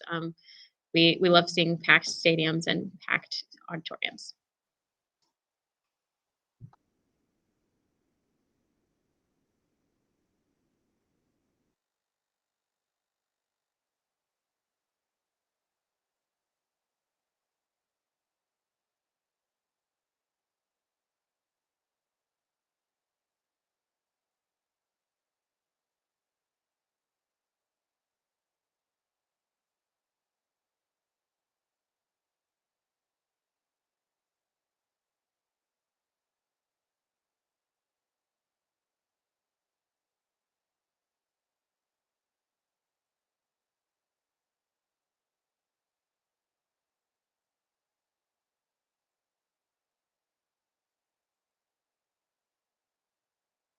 All right, hold on. I'll turn mine on. Go ahead. All right. Well, today, about the other schools, I'm wondering if because I know that we've gotten reports from the middle school and elementary before, but you're not there. It's harder to articulate what they're trying to get through. So maybe something that could happen, and I have no idea. I mean, we have terrible technology in this room anyway, but maybe if the student reps recorded some sort of like 1 minute, 90-second update video that we could then play for the board, and it would be awesome to see like the elementary school president, like just give a brief, like here's what's going on in our building. So maybe that's something that we could do. And then this way it kind of takes the high school students off the hook to have to read through that stuff and explain it. So just an idea ahead. Thank you. Thank you. And it was deja vu. Thank you so much for the updates, Mr. Vendetti. And no, you cannot have this chair. Not yet. Not yet, anyway. Amen. All right. So now we're going to move on now, still under item F for new business. Now we're going down to number 1, which is the report on the annual status report of staff evaluation. Dr. Brummett, is it going to be you, then Parisi? It'll be Mr. Parisi. Mr. Parisi, take it away, please. All right. Well, I'm trying to figure out how to do this in a charming and enlightening way to bring joy to this report. But I think they're all right. So thank you for the opportunity to present the annual status report on staff evaluation. Each year, it's legislatively required that an annual status report be presented to the Board of Education on the implementation of the evaluation system for certified staff. So in the 2021-22 school year, we had approximately 365 certified teachers evaluated under the Educator Evaluation System and Development Plan, and then 28 certified administrators under the Administrator Evaluation System and Development Plan. The plan is overseen by our Professional Development and Evaluation Committee, known as PDEC. PDEC is comprised of a majority of teachers and a few administrators, and it's facilitated by our Director of Talent Management, Kim Davis, out of my office. And together, the team oversees any recommended changes and the implementation of both the evaluation system and our professional learning system here in the Newington Public Schools. The components of both of the educator and administrator evaluation plans are outlined within the report that's provided to you, I believe titled F1 in your packet. These components have not changed significantly since their design in 2013. However, flexibilities were offered by the state and adopted by the PDEC committee and you all actually each year during the pandemic, as well as this school year. Those flexibilities can be found on the very last page of the report. They're very minimal. They just offer opportunities for educators to set goals, especially around social emotional learning. That would be the one flexibility in adaptation that we have put into the plan, because we do know that coming out of the pandemic, that is a very real and needed focus. So the state offered that, and we continue to keep that in. The evaluation system supports educators in two separate groups. Our non-tenured teachers, which are teachers in years 0 through 4, as well as our tenured staff. And similarly, it does the same for our administrators. Our non-tenured administrators would be up to year 2, and then tenured administrators would be thereafter. Out of our 365 teachers, 308 of our certified staff were in the tenured process, which is about 84%. And the other 15%, about 53 staff, are non-tenured. Similarly, with our administrators, we do have the tenured and non-tenured process, each a little bit different. The non-tenured more intensive, but all of our administrators are in the tenured process. So 28 out of 28 are in the tenured process. Although we're obligated by the state statute to evaluate and report on the status of the certified staff evaluation process, I just believe it important to share with you that we believe it's a critical practice for all employees to receive annual evaluations to support continuous growth and development. To that end, we have an evaluation process for all staff, from paraeducators to tutors to secretaries, our custodians to our athletic coaches, and everyone in between. Although the process is not as extensive as what is presented to you this evening in the legislatively mandated certified staff process, it's one that recognizes the values and implementation of job responsibilities by each employee. So with that, I'd offer any opportunity for questions. Okay, Ms. I'm gonna personalize this a little bit. I am so sorry, Ms. Reese, you know, I got my soapbox. I've not seen it yet. I'm excited. What? Not seen it yet. Yeah, I'm really excited. all right, so, in the Newington one, the 10% parent feedback, is that whole school, or do you actually get parent feedback on individual teachers? That is a whole school indicator. That's correct. So I'm just gonna state for the record that frustrates me, because there's some teachers who do a really super job of parent outreach, and parents love them and the kids love them and everything is great. And then there's some that don't. And so, you know, and I know I have an amazing assistant superintendent, and I'm putting in a little plug there because I think he's wonderful. And he did this whole thing when I was on PDAC about, like, it doesn't matter that 10% is like such a smidge when it converts the numbers is right. But like as educators, if we're going to grow, right? If we're going to grow, we need to know that we're doing something right and keep doing it, or we're not doing something right. And it worries me that that's still, because it's a huge piece. Parent feedback is so huge. Having the parent support and having that partnership is it's invaluable. Like, I actually think it should be worth more than 10% of your evaluation. So I don't know if something down the road it can ever be more individualized than school-wide. I just think it would help us reach out to our community better. We want parents to be with us. We want that support. So if someone's failing in that part, then we want to make sure that we give them the professional time to get them to where they need to be. To make us the best Newington we can be. I appreciate that feedback. And that's something that we'll take to our PDAC committee and let them know and see what our options are. All right, so we have a question online from Anastasia Yop. Hi. So I actually have to agree with Danielle on that. My grandmother was a teacher, and I know how she would go above and beyond for her students. And she used to tell me how, she was third grade teacher, just so you know. And I think that that's something that's important. I've never been a teacher, but having like multiple people in my family that are teachers, I think that's something that maybe you should take a look at sooner than later, because like Danielle said, there are some teachers who go above and beyond. I know I've had some pretty amazing ones, and there's some who just don't go above and beyond. They're probably still great, but I think that if you individualized it, then it would allow those teachers who do that extra work to feel not only appreciated and valued, but I think, you know, as a parent myself, like my son has some pretty amazing teachers.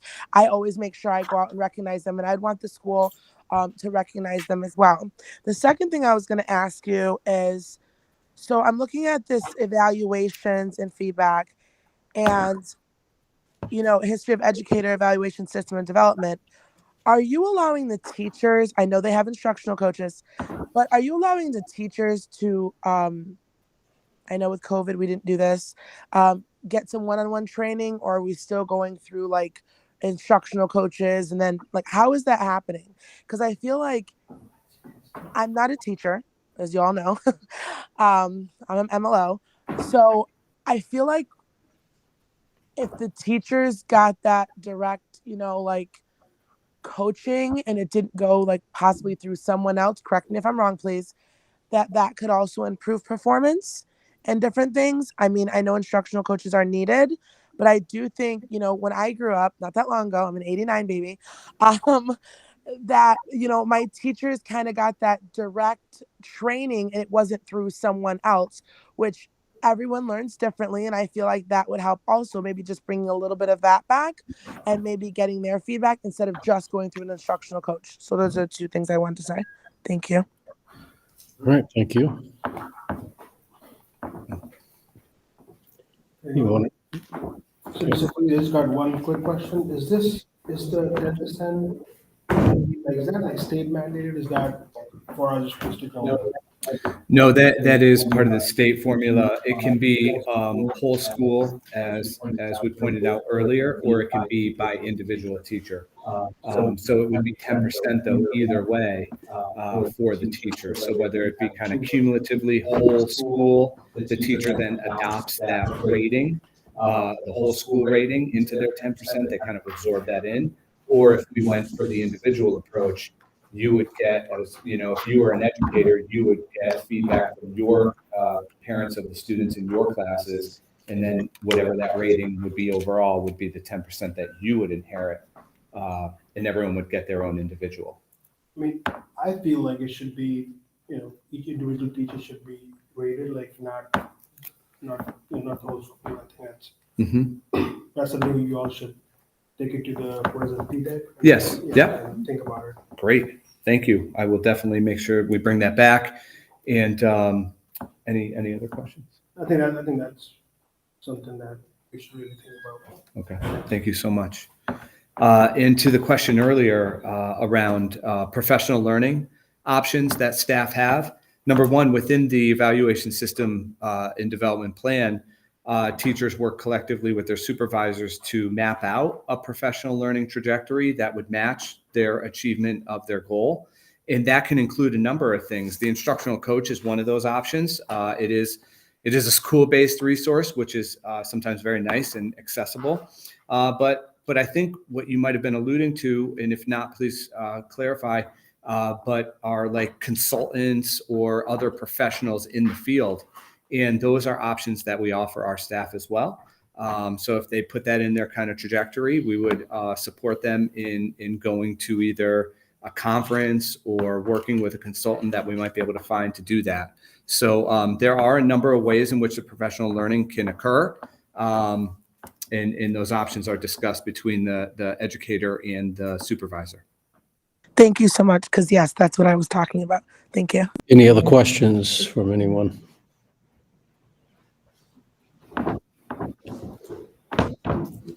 Go ahead. Not a question, but a comment. I didn't realize that, I don't know if it's all elementary, middle school, and high school, but at least I believe I heard elementary school and middle school, the PLCs, the professional learning community, they're meeting several times a week, not just once a week. Am I correct in saying that? Are you talking about like teachers? Yeah. Yes, our teachers in different derivations, grade level team meetings, PLCs, EIP, I mean, they're meeting together a lot, and often those meetings do take on a professional development flavor because they're talking about issues, learning about issues, and applying that to student intervention. So I would absolutely agree that that is another opportunity. Yeah, I think that's really impressive. I think the more times they can meet, the better. Especially because from talking to teachers and talking to other staff members, it appears that they bring a problem of practice to these meetings. So maybe like, I'm going to use the math, right? That there's some concept that students aren't grasping, and then they kind of come together as a community of professionals, maybe with a coach, maybe with an administrator, to collectively try to solve that and put some really smart interventions in place. So I just really love the way that the PLC is done in Newington. And I think it's helping our students and our teachers. Thank you. Anyone else? Is that the end of your report, Mr. Farisi? Very informative. Thank you. Thank you very much. Okay. So the next thing is going to be an action item. And that is solar projects for Ruth Chafee School and Elizabeth Green School. Yes, I'm going to turn this over to Lou, who's worked diligently with Verigy to get these details worked out, and I'll let him speak to those processes. Projects for both Elizabeth Green and Ruth Chafee order of business tonight. As I spoke at the last meeting, we had detailed planning meetings on site and remote Microsoft Teams meetings with the Verigy collaborative, their professionals, and everything went great as far as understanding our concerns, recognizing the logistical needs of the school. How do we manage the lunch program? How do we make sure the solar people stay out of the way of how the daily school lives? And all that has gone real well. Right now, they have given me the plan schedule for Elizabeth Green starting on December 5th, with that finishing around Christmas week. And then Ruth Chafee starting on January 2nd. John Patterson starts this month. And the way they approach the job is they do all the rooftop work first, so they get all the panels mounted, anchored down. And really that's just the intent of trying to beat the weather for potential snow. And then they work down from there, doing the electrical needs that we have to do any trenching directs. So it'll be kind of a two-phase process. It won't be done in 2 to 3 weeks. They have the second phase of the electrical hookup, and that'll be about the weather and other logistical responsibilities that they have to make everything work out. So this is the first.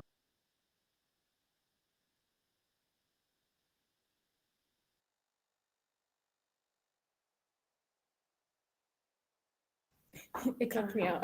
Go ahead. Oh, No, my computer died for a second. Go ahead, It's you're plugged in. Okay. Is it because we unplugged it? Could you not? It dies immediately. Okay. Right. Oh, go ahead. I got all the juice left. Oh,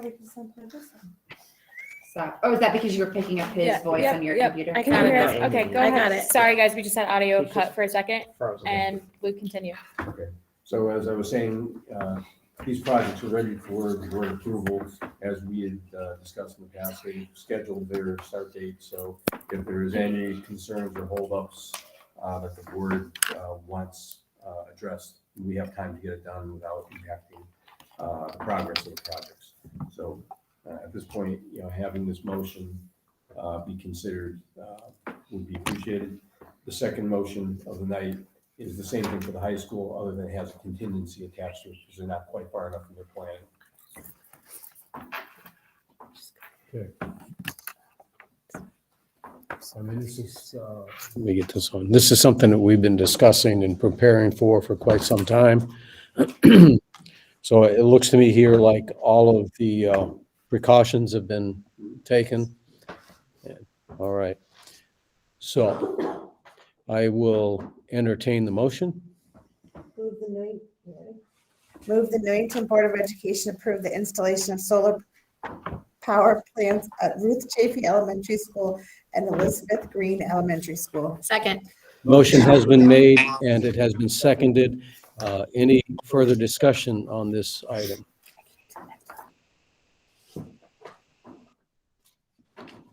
Okay, seeing no further discussion, I'm going to ask if the clerk would please call our roll. Michael Brando, Okay, if you go ahead again. Michael Brando, Yes. Danielle Rose. Yes. Dr. Bruce Fletcher, Yes. Beth Wagner. Yes. Richard Laverriere, Yes. Amy Parati, Yes. Sam Sharma, Jessica Weaver, Yes. Anastasia Yap. Yes. Thank you. Looks like the motion carries 9-0. Okay, let's move on to the next one. I don't. You ready for the next motion? It's Newington High. Okay. Do you have any Okay. comments on that, Lou?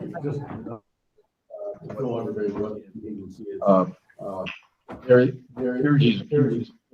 behind the other projects with the high school because of some of our concerns about layout of panels on the roof. That they are taking it back for redesign, and they are halfway through that process right now. I have requested a meeting to schedule to tomorrow to review the preliminary plan. That was fine. And I just want to make sure all the pieces work on that. So it's not final engineering drawings, but it's the concept drawings that they will build the engineered plans off of. And right now, I don't see any holdups or problems or conflicts that will get engaged in that.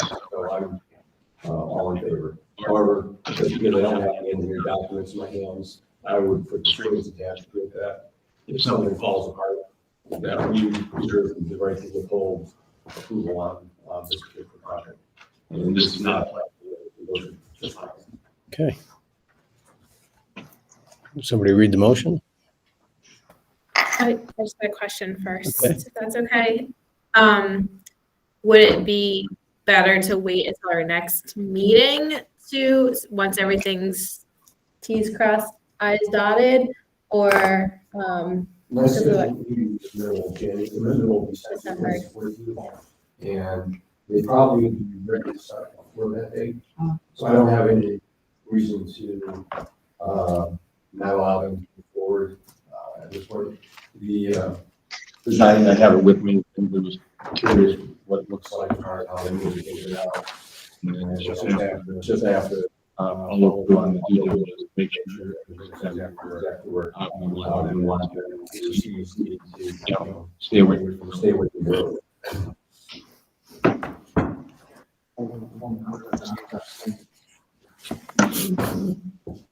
So that gets added to the contract.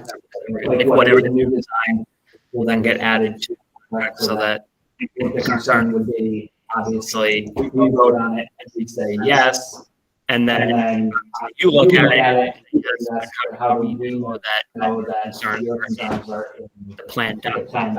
So does the contract need it?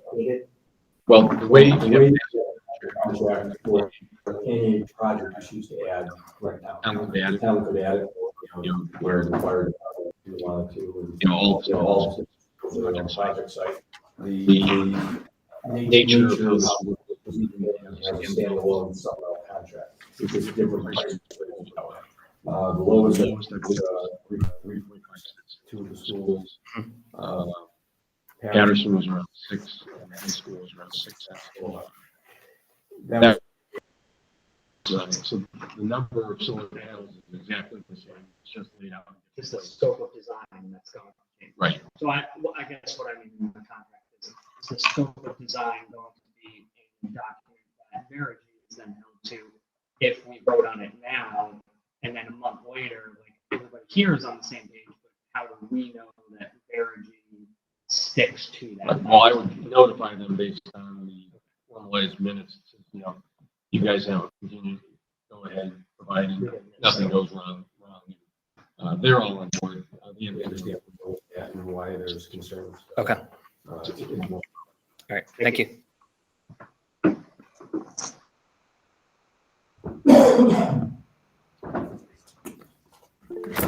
Move the Newington Board of Education approve the installation of a solar power plant at Newington High School. This approval is contingent on the final redesign concept being satisfactory to BOE administration. All right, motion is made. Do I have a second? Second. All right, the motion is made and seconded. I'll let the clerk determine. Okay, any further discussion? Oh, Ms. Pachoki has her. Yes, I had a very bad reception. Who seconded the first motion for Ruth Chafee and Elizabeth Green? And who I did. seconded, I'm sorry? Amy Parati. So Amy Parati moved. Who seconded the motion? Jessica No. Weaver did. No. So the first motion was made by Danielle Droz and seconded by Amy Parati. Excellent. And then the And second then motion, for the high school, yes, was made by Amy Parati and correct. seconded by Danielle Droz. Oh, Thank you so much. Yep. Let me. Okay. Once again, this is cumbersome tonight for all of us because of the technical things that we're going through, but I think we're all doing very well. Okay, so seeing no further discussion, I am going to, okay, Mr. Leverrier, your hands up. Yeah. Hold on, let me get you Yes. on. thanks. I'm going yes for this, but I just procedurally, I think it would be wiser if we waited until we did have that redesign, just to avoid any issues with any environmental risks that Lou referenced in his reports, that were issued for in previous meeting. But as it is worded that it's pending, additional approval once the redesign is approved by everybody again, that makes me comfortable enough. Yes, but I think that we should wait until after we do have that redesign. But thanks. Great, thank you. So, Madam Clerk, would you please call the roll? Yes. Michael Branda, Yes. Danielle Drost, Yes. Dr. Bruce Fletcher, Yes. Beth Wagner, Yes. Richard Labriere, Yes. Amy Parati, Yes. Sam Sharma, Yes. Jessica Weaver, Yes. Anastasia Yop. Yes. Thank you. All right, so the motion carries as a yes, 9-0. We will now move on to the next item, which is F4. I will field that item. Thank you, Dr. Fletcher. Tonight, we are joined by Jennifer Manjali with Castle Blues. She will be talking about the need for board approval on two aspects of the Anna Reynolds project, the FF&E, which is fixtures and equipment, and the technology. And just so the board knows, this goes through a three-way approval process, the building committee, the board, and town council. I believe the board will be the first to hear this, not hear it, vote on it. And then the building committee will do, it's important to get this all in a row so we can move forward with it. So with that, I will turn the microphone over to Ms. Manjali. Hey, we have an echo again. Hi, good evening. I imagine you don't have an echo now because I'm not in person, but let me know if you do hear something. So I'm here to present the next two phases of the project. The first phase of the project was, as far as the state is concerned, this project has three phases. The first phase was for construction, and we needed their approval to go out to bid with the construction portion. So that's well on its way, as you know. We had gotten that approval some time ago, so we could bid and get shovels in the ground. Then later comes these two phases. So this is for phase 2 of 3 and phase 3 of 3.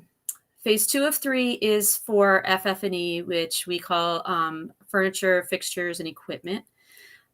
Primarily, this is loose furniture items.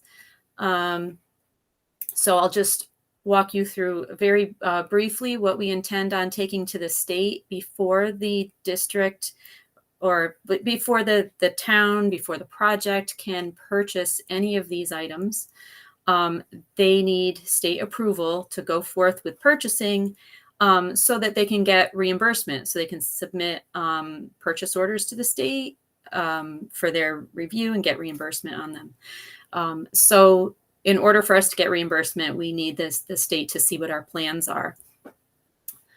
For furniture, I'll just, sorry, that might be, I don't know if that's too big or too small. Hold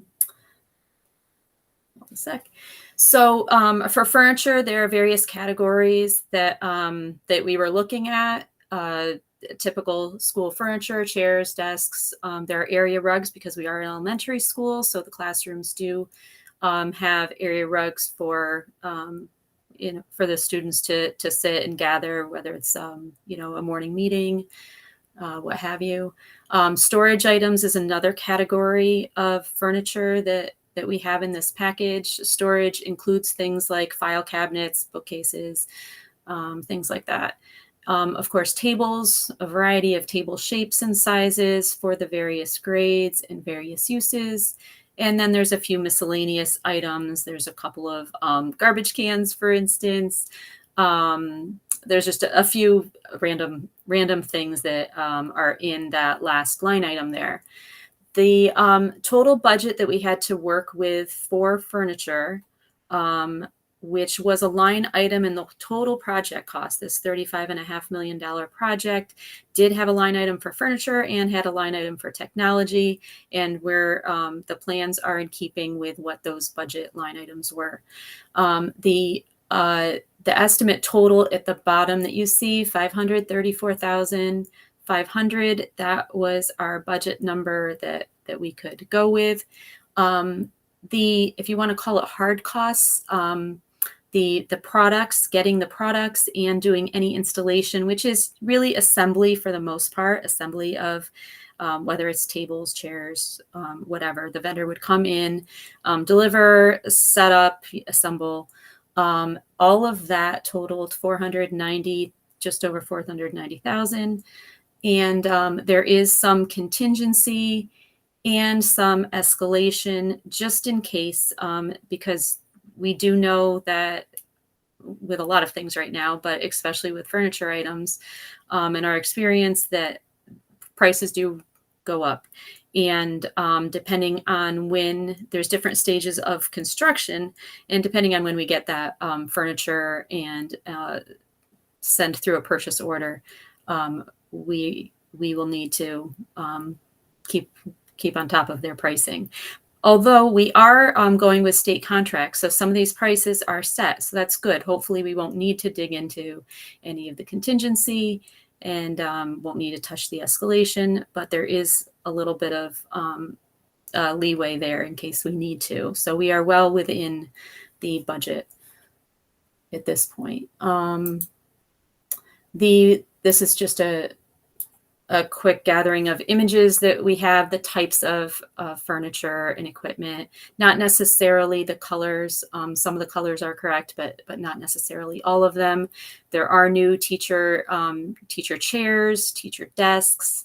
There are many new student tables of different shapes and sizes, as I mentioned.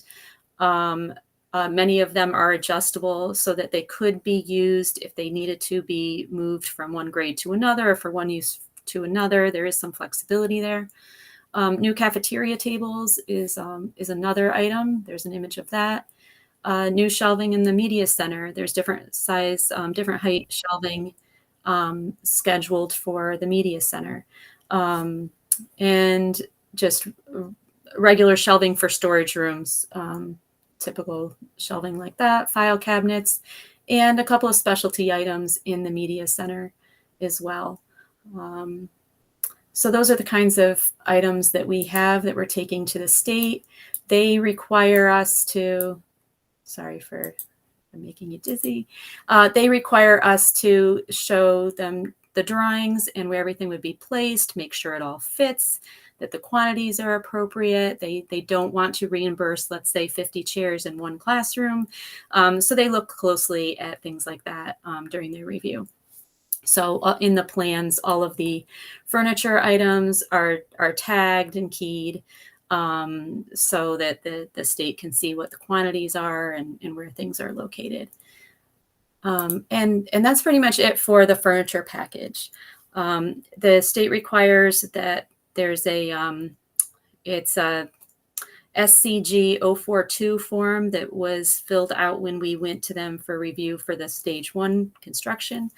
So the same form is required to be signed off by Board of Ed chairperson, the superintendent, and building committee chairperson. And we've been discussing this every 2 weeks with the building committee as well. And the locations, the layouts, all the furniture items have been reviewed, and colors of things have been reviewed with the administration, Anna Reynolds, and we've kept Dr. Brummett up to speed as well. So it has all been reviewed and vetted, and the different users have seen what the plans are. Shall I go on to the technology portion? Could do that. Why don't we take questions on this right here before we move on, okay? So Okay. Ms. Yelp, your hand is raised. Hi, how are you, Jennifer? How are you? I'm fine. Can you go back to the first slide, please, that you were showing in regards to the contingency? Sure. Okay, so basically the form you're talking about, you're essentially saying you need a change of order form because the cost, whatever you thought it was going to cost, is costing more due to inflation. Is that correct? No, right Or is now it- we have pricing for all of the items in the package are totaling $490,707. It is possible that in the beginning of the year, like when the new year starts, it's possible that we don't have approval yet to purchase any of these things. Come the new year, if we purchase in the new year, it is possible some of the pricing might increase. So these are not extra costs incurred at this time. This $18,000, the $25,000 of escalation, that's just like a contingency in place in case costs do rise. We want to make sure that we can still stay within our budget number. I don't have a crystal ball to say that that there is going to be escalation of 5% as we move forward, or what escalation might be. But we wanted to have some breathing room. We didn't want to go to the state or to you in the building committee to say, yeah, we're hitting the number exactly and there's no room to breathe. Okay, so when I look up the notice of change of order form, SCG 042, it's just essentially, it says Office of School Construction Grants and Review Form, Notice of Change of Order Form. So you essentially need this Notice of Change of Order Form just in case things may cost more. So you have that like safety net. I'm going to call it a safety net in place. I'm not sure what you're looking The form, yeah, I'm looking at the This same form. So it's saying that, so essentially you need us to say yes to this just in case things cost more. So you have that in place? No, this has Okay. nothing to do with a change order. We're just requesting that the state of Connecticut school construction grants and review, we just are requesting that they review our plans. That's it. We just want them to review the plans. They will look at the cost estimate. They will look to see that things are making sense. Again, they care about quantities. They care about things like what's eligible or ineligible. They won't pay for things that they call consumables, for instance. They're not going to pay for, let's say, maintenance supplies and stuff like that. We can't put that in the set and expect the state will review it, but the state's going to say, "Well, we're not going to reimburse it. You're not going to get any reimbursement for something that's going to be used up and consumed by the maintenance staff or by the students. You know, we can't put paper on the list, for instance. So things that are reimbursable, that's what we're really bringing to them, which are tables, chairs, desks, like that. And this is Okay, so this is I just want to only make sure it's a not a request change. for them to review. You're not So even it's not spending a any money yet. Like, okay, so it's not a so this is not a change for unforeseen circumstances. This is no. just okay. Just want to make sure. Sure. Thank you for asking. Definitely. We're not in a change order situation. There's nothing unforeseen. These are just the plans to buy new furniture for the school. And this is an important point that I missed. There is some existing furniture that is being reused. And we did an evaluation. There was an inventory of all the furniture throughout the school to determine if there was any furniture that was capable of reuse. Because if we needed to meet a budget, we always need to meet a budget number. But if we needed to reuse some existing furniture, was there anything that was in good shape, that was accessible? We also look at accessibility by individuals with disabilities, because there needs to be an accessible desk in a room, things like that. So we did evaluate the existing furniture, and there are some existing tables that are being reused, for instance, and there are some existing student desks that are being reused. So we are not replacing every bit of furniture, but most of it is getting replaced. All right. Are there any other questions around the table? Ms. Weaver? Thank you so much, Jennifer. Sorry, one second. Go ahead. Okay, no more echo. So just wanted to clarify too, with the escalation costs just built in, say we don't use them. I know that this is within already the budget that we've allotted. So could you just specify, you know, it would go to another part or something else in the project, or how that works out? Sure. So if it doesn't get used, it could go right back into owner's contingency for the project. Owner's contingency can be used for things such as unforeseen conditions or what have you. And there's an approval process for that too, if any of those funds need to be used. And that approval is at the building committee level. The town has to approve those things as well. But we are just getting approval for these quantities and these pieces. We are not permitted by the state, once they review these plans, unless there's further discussions. If the Board of Ed or building committee asks us for, oh, we want to do, I don't know, we want 10 more of something, I would need to get direction from the Board of Ed building committee to take those things back to the state and say, hey, state, we want to buy some more things. So you would know if we were going back for any additional items. We really are only going for these things, and any money would just go back into the owner's contingency, which is a line item in the $35.5 million project. Awesome. Thank you. All right. All right. There are no other questions. So what I'd like to do is move on to phase 3 of 3 so that we can hear the information and discuss on it. Then we'll come back and we'll make our motions. Okay. So 3 of 3 is for the technology. There are a few technology items that need to be purchased still through the project, through the $35.5 million project. So the technology budget really boils down to 2 types of items that we have. There are flat panel displays. I'll go through that in a moment. That's most of the cost of the technology package. Flat panel displays, and then classroom audio amplification. There's systems in each classroom, and I'll go through that briefly. Just those 2 items, and that comes to under $178,000. There is not, in this case, a contingency, well, not much of a contingency put in here. We weren't expecting Based on the state contract amounts and when the state contract for these items expires, we weren't anticipating an increase in cost here. So we are going to the state with just $178,000 of technology. That includes, as I said, there are things such as technology pictures aren't so so exciting, but there are in each classroom large interactive displays planned, and in the classrooms they adjust to go up and down so that they can be adjusted depending on the use, the grade, and all that.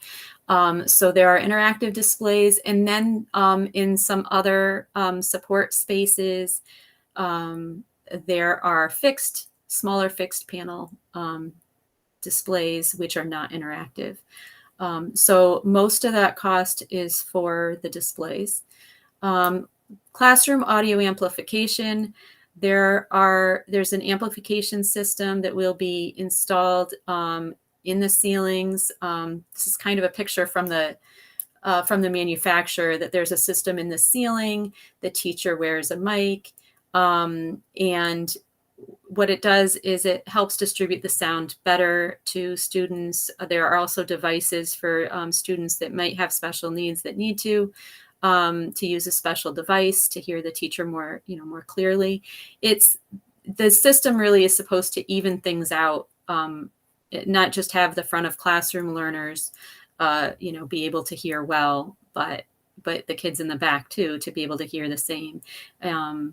So that system is also part of this package. And that's pretty much it for technology as well. So we're bringing just a package for $178,000 and would like their review and approval so we can get reimbursement for these things. All right. Is there anyone with a question? Ms. Parati, let me mute this. Okay, go ahead. Thank you. Thank you, Jennifer, for presenting this. I know that serving on the committee that you've done a great job, you and your team, with the furniture, especially trying to reuse pieces to save money and make sure that we have what we need in the school. And this is the first, actually, I'm learning about this amplification system. I think it's pretty awesome that we're just question, I'm assuming, is going to be installed in every classroom. It's in every typical classroom. So the two preschool rooms, and then like pretty much it's laid out for generally 4 classrooms per grade. So all of those typical classrooms. Some of the special classrooms as well, I believe, like art, technology, the media center classroom, spaces like that. It is not being planned for those smaller, like small group rooms, those small instructional spaces, maybe with like, I don't know that I have the terminology exactly perfect, but like a literacy tutor or something like that. Those small groups, we're not putting this system in those small rooms. Thank you. All right. Mute this here. We don't have any more questions, so I want to say thank you very much for that presentation. We appreciate it very much. Thank you. Okay, so yes, we can do one motion at a time, please. We'll do phase 2. Move the Newington Board. Oops, sorry. Go ahead. Move the Newington Board of Education approve phase 2 furniture, fixtures, and equipment plans and cost estimate for the Anna Reynolds building project as required by the state grant process. Second. Okay, so the motion has been made by Ms. Drozd and seconded by Michael Branda. Any further discussion? Okay, would the clerk please call our roll? Yes, Michael Branda, Yes. Danielle Gross, Bruce Belcher, Yes. Beth Wagner, Yes. Richard Laviere, Yes. Amy Parati, Yes. Sam Sharma? Sam, are you there? Yeah, he responded yes. Thank you. Jessica Weaver? Yes. Anastasia Yop? Yes. Thank you all. All right, motion passes 9-0 in the yes. Next motion.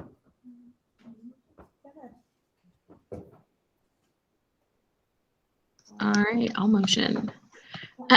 Move the Newington Board of Education approve Phase 3 technology plans and cost estimate for the Anna Reynolds building project as required by the state grant process. Okay, so the motion was made by Ms. Weaver, seconded by Amy Parati. So any other questions or further discussion? All right, seeing none, I'm going to ask for the clerk to once again call the roll. Oh, this is great. Michael Branda? Yes. Danielle Brast? Yes. Dr. Bruce Fletcher? Yes. Beth Hovigner? Yes. Richard Laviere? Yes.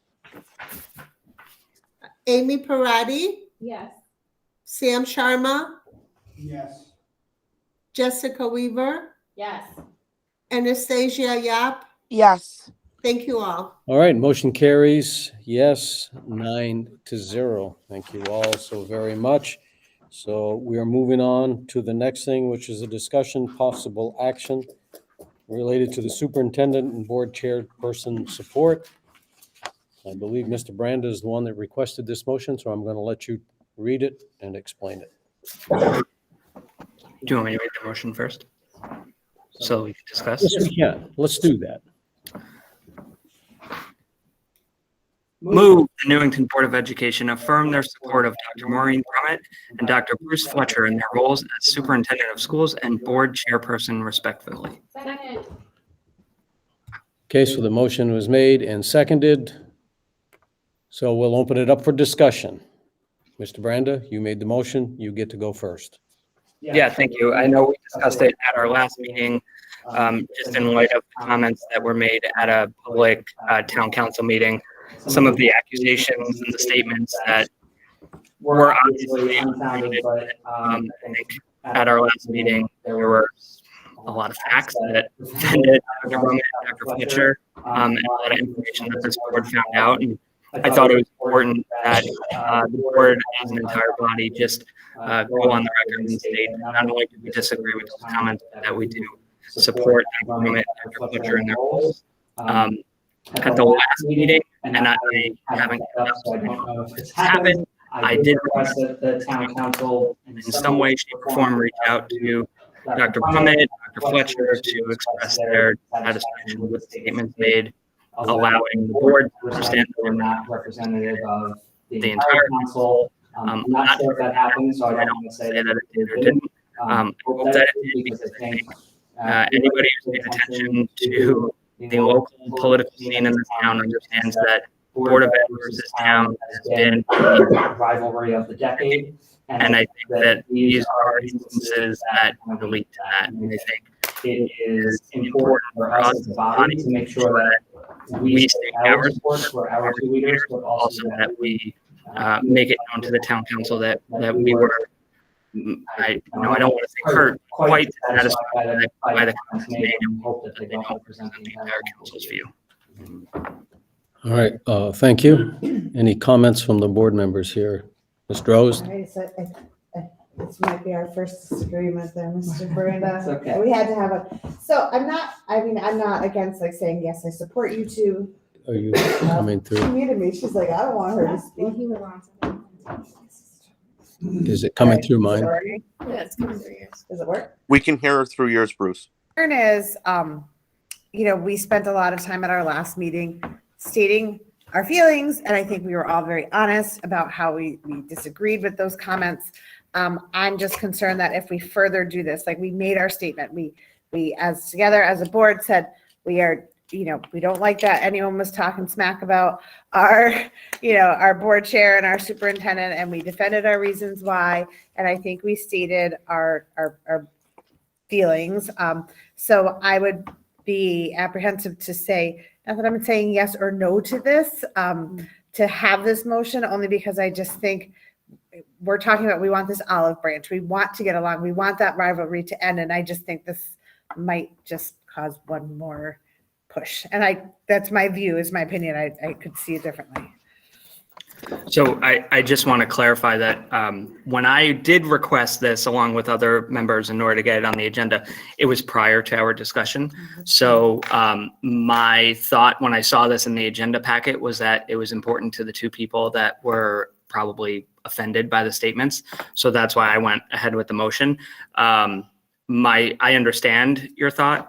I guess the negative side is it's been motioned, so now you're going to have to vote for it. But I just felt like, and I don't know, and I would love to find out actually if there was any comments from the mayor or the town council. I actually found out after it happened that you were on Talk to the Mayor with the mayor, so I didn't know if there was any conversation. Listen, I think the table is where business happens, and when statements are made directed at anybody who is an elected official, text messages that Dr. Fletcher shared, and also the leader of our school system, I think it's important for this body to stand behind them. And as you said, we did that 2 weeks ago or whatever with our statements, but I guess this just makes it kind of official. So that's just my thought on that. All right, so Ms. Yop. Okay, so I have a couple of things to say. So thank you, Michael Branda, for recommending this motion. I do think it's important for us to support each other as a body. However, I do have to agree with Danielle on certain things. I think that, this is just my opinion, I think that the discussion should have been in like a special meeting. I don't think that either body discussing it publicly was appropriate. This is my personal opinion. I think that we need to act as role models, and we are elected officials. And I don't think that the town councilman who made that comment should have done that. But I also don't think it should have been an open discussion. I just feel like, I don't know how to say this. I just feel like we're better than this. And I think that we don't need to keep harping on this. We know as board members that we respect our superintendent and our chair. I don't think it needs to be added as an agenda item, although I do respect that you did add it. But I think we need to really make sure we remember why we were here. We're the elected officials. We're the role models for this town. I've always reminded you guys, I am new to this town. I have never seen anything like this ever happen in my entire life. And I don't think that it was appropriate on the town councilman to do that, or on the board to continue the discussion. I think that we need to move past it. I think we don't need to vote on this. That's just my opinion. I think that it is beating a dead horse. And I think we need to just agree that we respect each other as, you as chairman and Dr. Brummett as the superintendent. I mean, I wasn't here, but you guys chose her. So obviously, she was qualified. But this is outrageous. And I'm going to say that as a new person to the town, it is embarrassing. Okay? It's embarrassing to see town council and board of ed bicker like this. It's really embarrassing. We are not the children. We are the adults, and we should act like it. And it's nothing that, any particular board member did. I get it. This drama has happened way before I was in this town, but it's really embarrassing. How can you say you're role models to the town when we bicker like this? We need to work together collectively, no matter what your political affiliation is, and maybe try to figure out some way behind the scenes or in another special meeting of how we can work together. I know Beth Fegner, sorry, make sure I say both last names, has advocated for this. And if anybody on this board doesn't feel like we should work together and move forward, I think that's really sad, because we need to. It's embarrassing. It's embarrassing to watch town council, make comments towards the board chair and the superintendent. It's embarrassing to have a 1-hour discussion about that. We have to figure out a way to work together. We can't keep doing this. Thank you. Mr. Leverrier? Yes, thank you. I want to 100% agree with Danielle and with Anastasia. I think that moving on is the best thing to do. And I didn't attend the meeting where this was where this was discussed, because bluntly, I'm not concerned about back and forth. As Anastasia said, it is embarrassing, and it is kind of it is the motion is really, it's just gratuitous in nature. I mean, I do appreciate Mr. Branda's behind it, but I do think that, as Danielle said, are we extending the olive branch or are we continuing it? I plan on abstaining from the vote. Thanks. Ms. Hudwagner. I'm sorry. Sorry. I lost my train of thought. I'm so sorry. I just want to point out, Mr. Bader, that you did mention that your request for this motion to be added to tonight's agenda was prior to a conversation happening during a special meeting, which occurred 2 weeks ago. Right. So just like that background is important. I do think it was important that we address the comment, just that so that we make some things known. But I also just want to be a bit of a broken record, I guess, and beg, plead, ask publicly for the 10th time, I don't know, that the two bodies, the board and the town council, come together for some type of meeting, retreat, what have you, to build trust between them, because we have a difficult budget year in front of us, and with inflation happening everywhere else, it's going to certainly affect our town and our school system. And not that this job needs to be fun, but it doesn't need to be so toxic. And so I think I'm going to beg, plead again for the two bodies to please come together in some way, shape or form, to hash out what needs to be hashed out, or to not, and just build that bridge which moves us forward.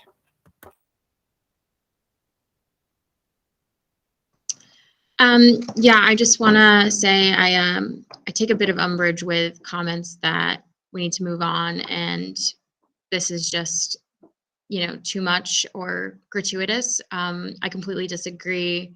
It's very easy to say it is when you're not the one at the end of the joke or end of the punchline or end of the offense. I think it's very easy for all of us to say, let's move on when we aren't personally attacked. And I think it's very important when someone is personally attacked and someone that we support, we go on record and say that. I'm not a fan of behind closed door meetings. I think everything should be public. I don't agree with doing things outside of the public realm, because we as elected officials are supposed to do things above board and literally at the board. I don't think it's appropriate for us to do that. I disagree with the sentiment that we shouldn't have done this in public, because many of the comments, as Dr. Brummett stated in the last meeting, were about the board, not just Dr. Brummett and Bruce and Dr. Fletcher. I think it's really important to emphasize that that's why we did this. It wasn't simply to just say, you attacked us and, we're upset about it. I think it's important for us to assure the public that we are not letting high honor students graduate being illiterate. I think it's important to make sure that false statements that are made are rebuked and at a public setting, because that is our role. We are public officials. So to say that, I could have, I guess any of us, I'm not going to go on Facebook and do it, but, someone could go back on social media and say, that's completely false. But that's not in the board record. And that needs to be in the board record, simply because these were comments made about the board as a whole and about our administration and the chief administrator and our board chair. And so I think it's important. I don't think at all, especially because there hasn't been comments made from the town council and from the mayor. I think it's really important to make sure that we just show our support, because I think there were pretty egregious comments made on a personal level to Dr. Fletcher in particular and to Dr. Brummett. So I think it's just important that we reiterate this. And I think we all would have voted on this motion 2 weeks ago, but there was a million other things we needed to address. So for me, I just think it's just one last time to reiterate our support. And as far as it being embarrassing that there's this back and forth, I completely agree, Ms. Dopp. I think we all feel the same way about that. We don't want a back and forth, but I think it's important to know that we don't tolerate this because frankly, it is at a level of bullying. And I think it's important to make sure that we say we don't condone that because we as a Board of Ed set an example, not just for elected officials, but for mainly our students and teachers and staff. So I just want to make sure that's one. And yeah, I would love to move on from it. And I think that's the goal of all of us. We always, if we have issues, we try and move on and we try and put olive branches out there. We want to make sure that, and I completely agree with Ms. Wagner, we want a meeting. We are all asking for a meeting. I will second that as well. We can motion that as well. But I think it's important that it just be put into the record because as Mr. Branda said, as a Board of Ed, things happen at the board table, and it's just important that this gets put into the record as such. Because I would hope that, and not all of us were at the meeting last time, so I just think it's important that we come together as a board. We are united, and I think that's a really good thing. So I hope that we can make this declarative statement all together, and yeah, hopefully then we can hear a response, and I think that will resolve a lot of things. Thank you. All right, so next up, Amy Parati. Thank you. Ms. Weaver said a lot of what I was going to say, so I won't repeat it, but I do want to just call out a couple things. Sorry. We are elected officials of the public. We are, I think, expected to set examples for our students and for, the administration. We don't condone bullying. If a student was bullying another student, they would be reprimanded for it, and it would be worked out. I don't think that making this motion and voting on it is doing anything other than affirming our support for both Dr. Fletcher and Dr. Brummett. I think we all agree that they are strong leaders and we need them in their positions. There's no back and forth. I don't think there's been any forth. I think there was one single member of the council. I know one other member said that he's not speaking for everyone, which I appreciated, and or at least two other members, I think, said that that he wasn't speaking for everyone. But I think still there are statements made in public that put down Newington Public Schools, and they were false. And so our discussion last week, I think, was important because it was statements made in public, and we had to rebuke them in public because they just weren't true, and we needed to explain that fact. So I think that we should vote on this, and I think that it's just affirming our support for our leaders. Thank you. Go to Danielle, and then I'll come back to Michael. So, thank you. All right, thank you. So I appreciate the fact that this came kind of like, it was a precursor, so that makes more sense. I do sit and one of the things is I watch other, not our towns, meetings of people saying why they're going to vote the way they're going to vote. And I'm sitting here and I'm very torn, and I'm not going to abstain. Like, I have to make a choice, but I don't want a no vote for in any way, shape, or form to feel like I'm saying I don't support these two wonderful people, because I do. But I also know, like, again, I'm struggling with that olive branch of we stated, or at least I stated what I felt last week. I did, I still interacted with the people, outside of this area with the town council members.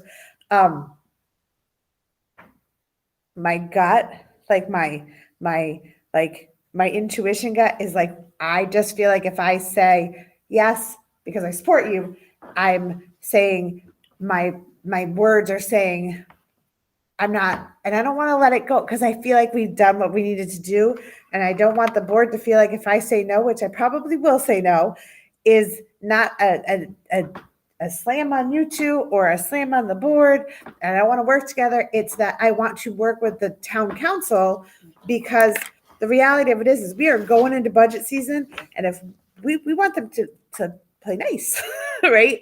And that's politics is playing nice. And even if at the expense, so I'm really struggling with how I'm going to vote. So I don't want to vote tonight. Can we motion to table this conversation? Second. Was that an official motion? Bruce, you're muted. I can't hear you. You want to go, Mr. Miranda? You're next. Yeah, You're on mute. there's a few things that I just want to, I guess, bring back. There was a call for a resignation. So yes, there were a lot of statements that were made that were ridiculous and unfounded and all the things. But I go back to the fact that you talk about budget. One town councilor sat at the table and called for these two people to resign. For whatever their reasons were, as ridiculous as some of them were, there was still a call for a resignation. And so when I originally had proposed this, I view this as a rejection of that call. I view this as us as a body saying, absolutely not. We do not expect or want them to resign. We reject your statement and your thought. And the one thing that I go back to, and a few of you have mentioned it, which I do appreciate, when we had the meeting 2 weeks ago or whatever it was, we threw out all the feels, right? Like we just threw it out all on the table. We said how we all felt about certain comments. Dr. Brummett and Dr. Fletcher did the same. And again, I don't think we heard from any leaders of the town council. That bothers me. That if we are the ones to do the olive branch, which is fine, then I think we start by saying we support them and we're willing to talk, but it would have been great. I mean, let's be honest. It would have been great if the mayor or anybody had reached out to either one and said, just wanted to let you know, we don't support those comments. We want to work with you. We appreciate everything that you're doing for this town. We look forward to working with you on budget season. That didn't happen, correct? I'm not speaking out of turn? Okay. So that to me says, why should we always be the ones to say, hey, please come work with us. Please respect us. Please work with all the things. So if that's not happening, if 2 weeks ago didn't do that, and you know that people heard what we said, then I at least think it's important for us as a body to just say, we reject the claims, we support them, and we as a body are willing to move forward, but not without stating on the record that we support Dr. Fletcher and Dr. Brummett. So that's the basis for it. I understand that it may make things a little shaky. Quite frankly, if it does, I'm worried about that because I don't think it should. I don't think that us saying that we support them should make anybody but maybe one person at that council table say, wow, they're really, not being respectful of the council and they don't want to work with us. So I think for the motion itself, as it's read, I would be very concerned if anybody couldn't vote yes for that. I really would be. I understand the reasons. Everybody can come to that motion with a different feel or a different idea of why it was made.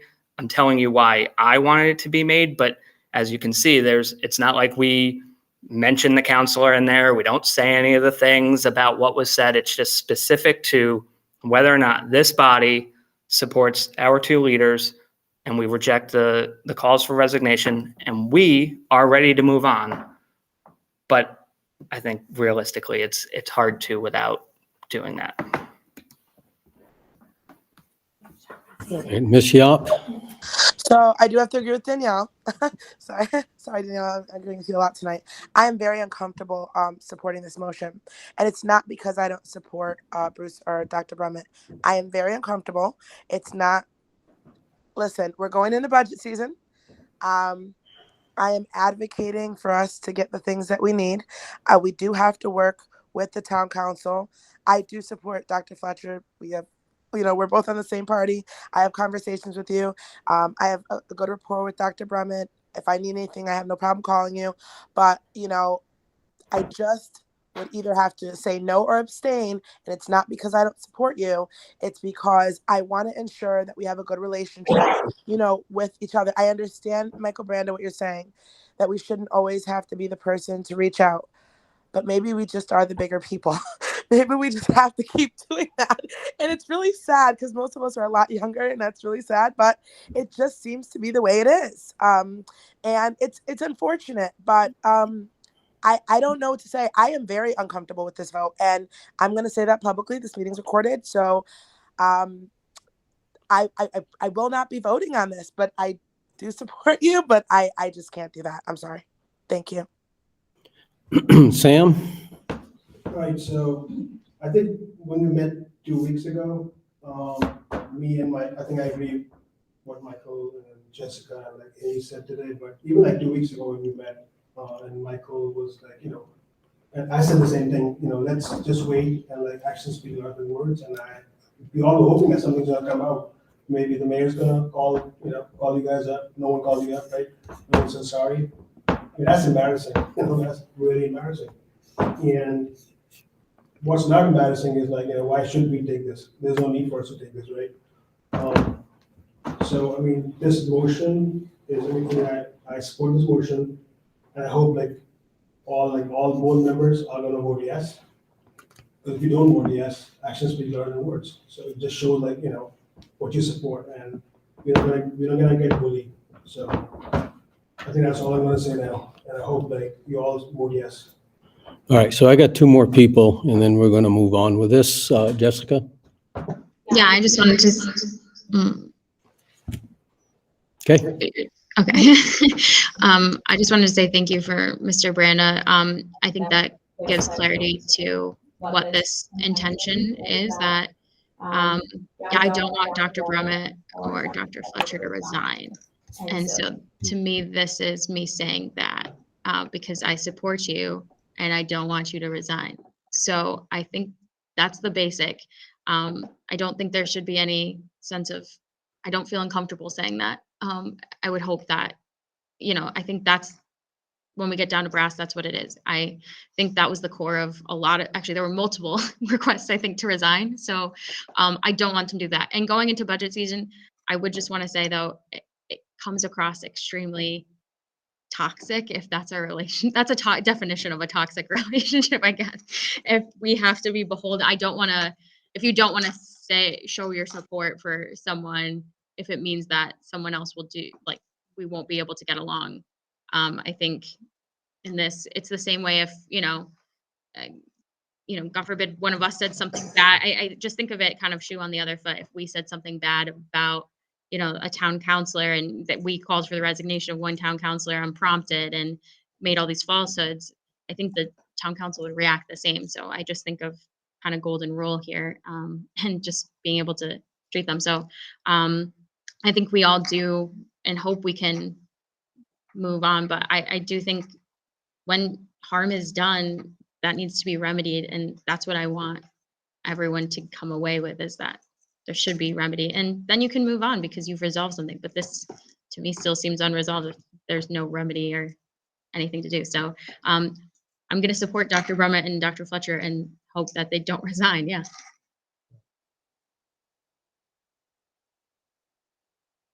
Okay, so I heard what you said and I agreed with you. And then the two of you spoke and I'm like, nope, I'm going to vote no. You two are bullying me into how I should feel. No one should do this. No one should do this. Nope. So Michael made a very valid point that if I should choose to vote yes, it's in support of you not resigning. So as we move forward, don't tell me how I should vote. Don't tell me how I should feel. That is not okay. And now I don't know how I'm going to vote. So I have about 30 seconds. So maybe you can bring me back, Mr. Branda. Go ahead. I just want to comment. I completely respect that. And I would not tell you how to vote, Ms. Jones. I don't want you to, or tell you how to feel. I think I'll take my comments back because I don't want to push you to feel that way. I'm just saying, my hope is, I won't say you should feel this way. My hope is that it comes to, every one of us comes to view this with a lens of what Mr. Branda said. That's what I want us to, well, I would hope. I would never, and I think it's important because you're right. We should never be telling each other what to do. And that goes back to, I think, our first meeting where you said, what was it?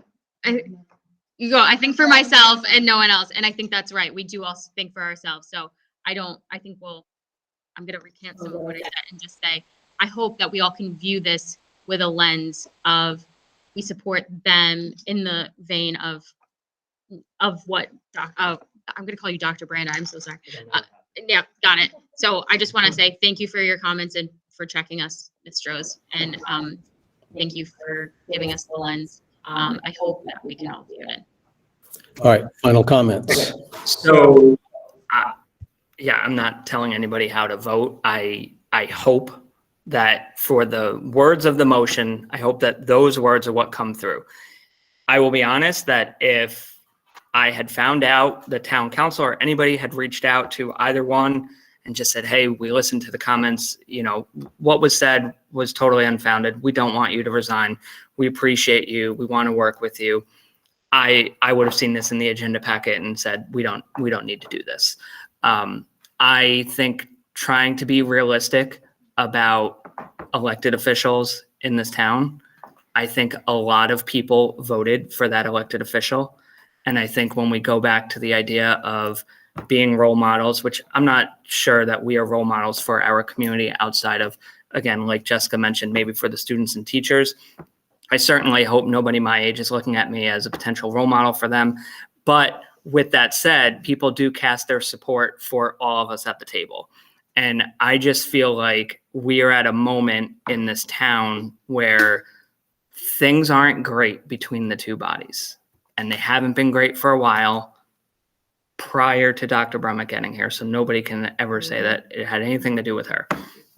I just think I'm concerned that if we cannot say that we support them in their roles, as this motion is stated, I'm concerned about what that says to not only the person who said the things and demanded that they resign, but I'm concerned about the people that maybe support that person and how emboldened they might feel in social media or in the public eye to say, look, so-and-so said this. Some board members clearly do not support Dr. Brummett and Dr. Fletcher. We've got some problems. And I truly believe that, and I can only speak to you, Danielle, because you're right in front of me and you're the one that has expressed the concern. I know that you support them.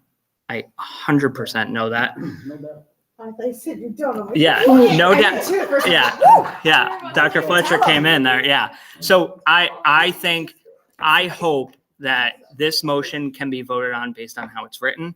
I hope that this motion can just be a sign to these two leaders that we as a body say, we're not listening to that. We're not listening to that noise. We know who both of you are. We know your leadership. We know you're doing the best for the town, the school, the teachers, the students, all the things. And we support you no matter what somebody who doesn't know anything about what you're doing is saying. So that is the purpose of the motion, to just say that we support them. I hope that you will vote yes. I know deep down that you vote yes no matter what, even if you say no on the motion. But I do not think that us voting yes will have any negative impacts on the town council. In fact, I would hope, and I would call on people who have better relationships with some of the people at that council table than I do to say, listen, we had this conversation. That could be you, that could be a couple other people. But to say, we had this motion, we needed to let Dr. Fletcher and Dr. Brummett know as a body, we didn't support those comments. We hope that you can do something to extend that olive branch to them, because at the moment, it's a little silly to me to expect them to do it when it may be not happening on the other side. So I've said my piece and I will move the question. Okay. So the question has been moved. I just have to state at the very beginning of this, I cannot vote because I'm in the motion. So, I think we should vote backwards. Okay, so Madam Clerk, I'm going to ask you to call the roll. Call it from the last name first, please. Michael Brando. Oh, wait a minute. Sorry. Okay. Are you ready, Sophie? Yes. Call from the last name and go down, please. What do you mean? Reverse Go alphabetical backwards? order. I'll be first. I couldn't hear you.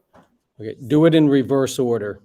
Okay, Anastasia Yap, She left the meeting. left meeting. Jessica Weaver, Yes. Sam Sharma, Yes. Amy Parati, Yes. Richard Laviere. Can you Are you repeat there, that? Richard? I'm here. Abstain. Abstain. Thank you. Beth Mankey Wagner, Yes. Dr. Bruce Faucher, you are not voting, correct? Correct, that is correct. Thank you. Danielle Drost, Yes. I couldn't hear. I love her. Yes? I guess, yes. She did a little sassy. Michael Branda, Say no. Yes. Say no. thank you all. Did Sam Sharma? Yes. Oh, okay. So the yes, it carries. So let us, I do support you 100%. That I support. You know that. Okay, so we're going to have to move on now to item agenda 6. Hopefully you guys didn't have late dinner plans. We're back to Mr. Parisi.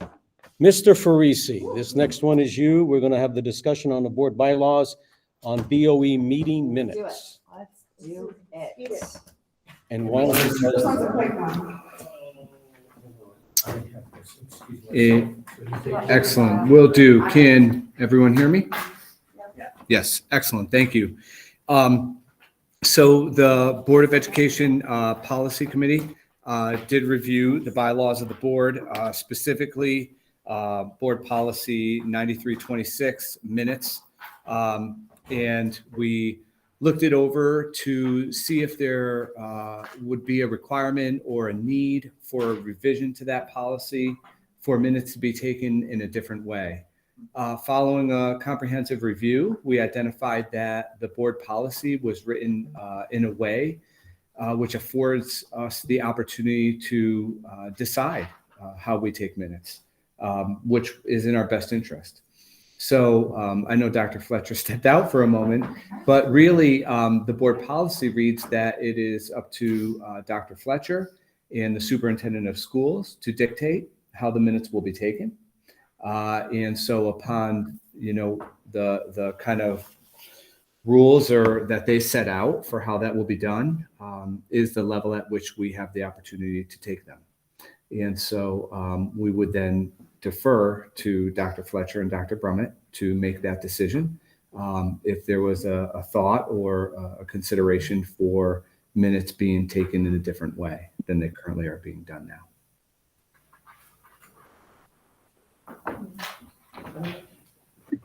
Go right ahead. You want to? No. In the conversations that we were, I'm sorry, may I say something? I would like to say something. Go ahead. Thanks. So, yeah, and so it just to emphasize again or reiterate again that, I know this was brought up because we had talked at a board meeting about our minutes not being being more general than specific. And the town council meeting minutes were more specific than general. So, Mr. Farisi brought up that if we wanted more specific meetings, that would be up to the superintendent and the board clerk to write more specific minutes. But it's the same policy pretty much as the town that we're using. So just to let everyone know, it's not like we made up our own policy. It's the town's policy. Like it's just, they're the same thing. So. Oh, he's back. Oh, you sure?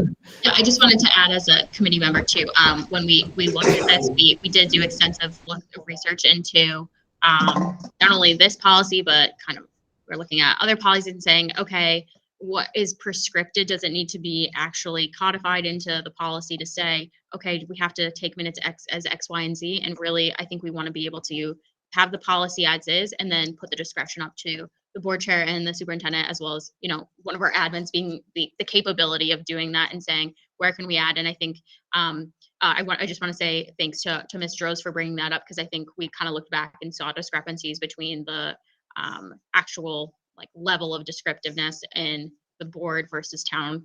So I think we can use that as a model. Speaking of like working with the town, using them as a model for some of our meetings. And it honestly depends too. We noticed that some of the subcommittees or commissions had more detailed, others, and it varies across even within our town, compared to town planning, zoning, other ones, like they all vary within that compared to that. So I just think it's important to know there's no one set standard. So we'll try and work with, with leadership on this and with our wonderful admins who do the policy work to be able to say, what we want to be able to be explicitly noted in the record and what that level of detail could look like. All right, thank you. So Ms. Yap, you're next. Sorry, I'd gotten kicked out. So I was looking at this part, and it says the Board of Education recorder may record Board of Education meetings for the purpose of assisting in the transcript of written minutes. Once the minutes have been approved by the Board of Education, the tapes will be destroyed. Why are we destroying the tapes? Why can't we keep them? Well, actually, we don't destroy the tapes because everything is recorded. It's stored in YouTube, so that it never goes away. So can we take that out if it doesn't go away? Because it's at the bottom, right above legal reference. I think we could. The reason we just didn't touch it, it says it could be. We just don't.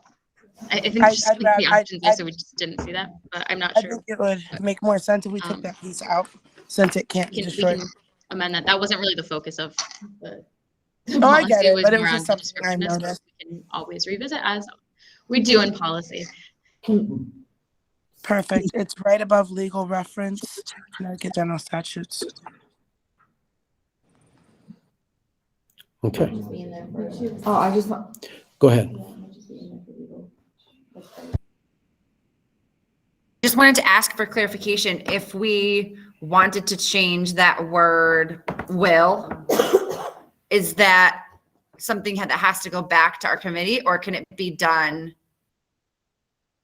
now and vote on the amended form? We're not voting. Oh, so it would be changed before it's brought up at the next, I think we have to. or does it have to go back to committee? We have to bring it back to committee, back to discussion, and then back to vote. So we're looking at like 6 weeks before.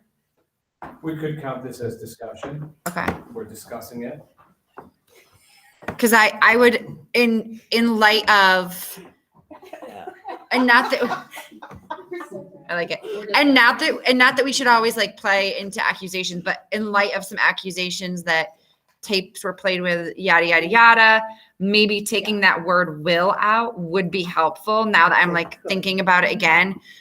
Could be, or just don't even put anything about destroying anything, because that's not really something that we do, and we don't even use tapes. I don't think children even know what a tape is anymore. So. All right, let me address that since I'm the old guy at the table.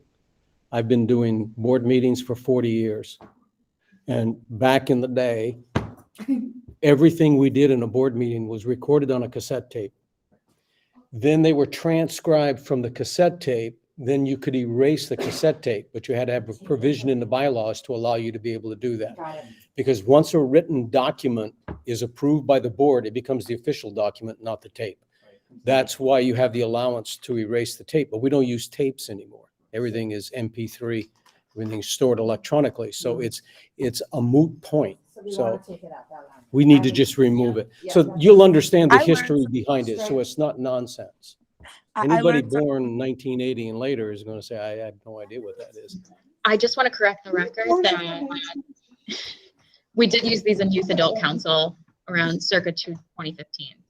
So in the Helen Nelson room, we would go, we would use tapes in the Youth Adult Council. So as recent as 2015, that was correct. So is that all? All right. So Mr. Brando, your hand is up. The agenda? Yeah. Sorry, before that all happened, which I appreciate, Ms. Yap, you catching that, because it clearly was just something nobody caught. So that was a good catch. But I was just going to say, I think since Dr. Brumett came here, actually, our minutes are much more detailed than they were in the previous years. I think if you look back at the, 6-10 years prior, they were very generic. Like, I mean, you didn't get anything out of it. So, to the point that Mr. Parisi made, that these guidelines are basically set by the superintendent and the chair. I just wanted to point out that I think our minutes are very detailed. I haven't heard from the public anybody saying, "Hey, I can't find this in your minutes." So, I think you can always add more. But I just wanted to make sure that it was clear that we have improved actually over time. Okay, thank you. So we will be bringing this back to the table. Is it December 16th? December 16th? Yes. December 16th, Yes. we will be bringing this back. Thank you all so very much for that. Next is item 7, which is goal setting by the superintendent. All right. I'll bet you're glad that this is a relatively brief report. Absolutely. Look at it, I'm starting on the last page. All right. But in all seriousness, this is important, but I'll make it as brief as I can. Each year, I'm required to set goals before the Board of Education, and I took a slightly different approach this year. So hopefully this works for the Board of Education. I'm calling it my vision for the success of all NPS students. For those folks that are relatively new to the board, each year I do set goals with the board collaboratively in the fall. And by our own board policy, specifically 2131, it is meant to be a collaborative process. So whatever goals I set today, the board has every opportunity to shape them or ask for some changes. The board can discuss and clarify the goals I put forth tonight. The board may adopt additional goals for themselves or for me.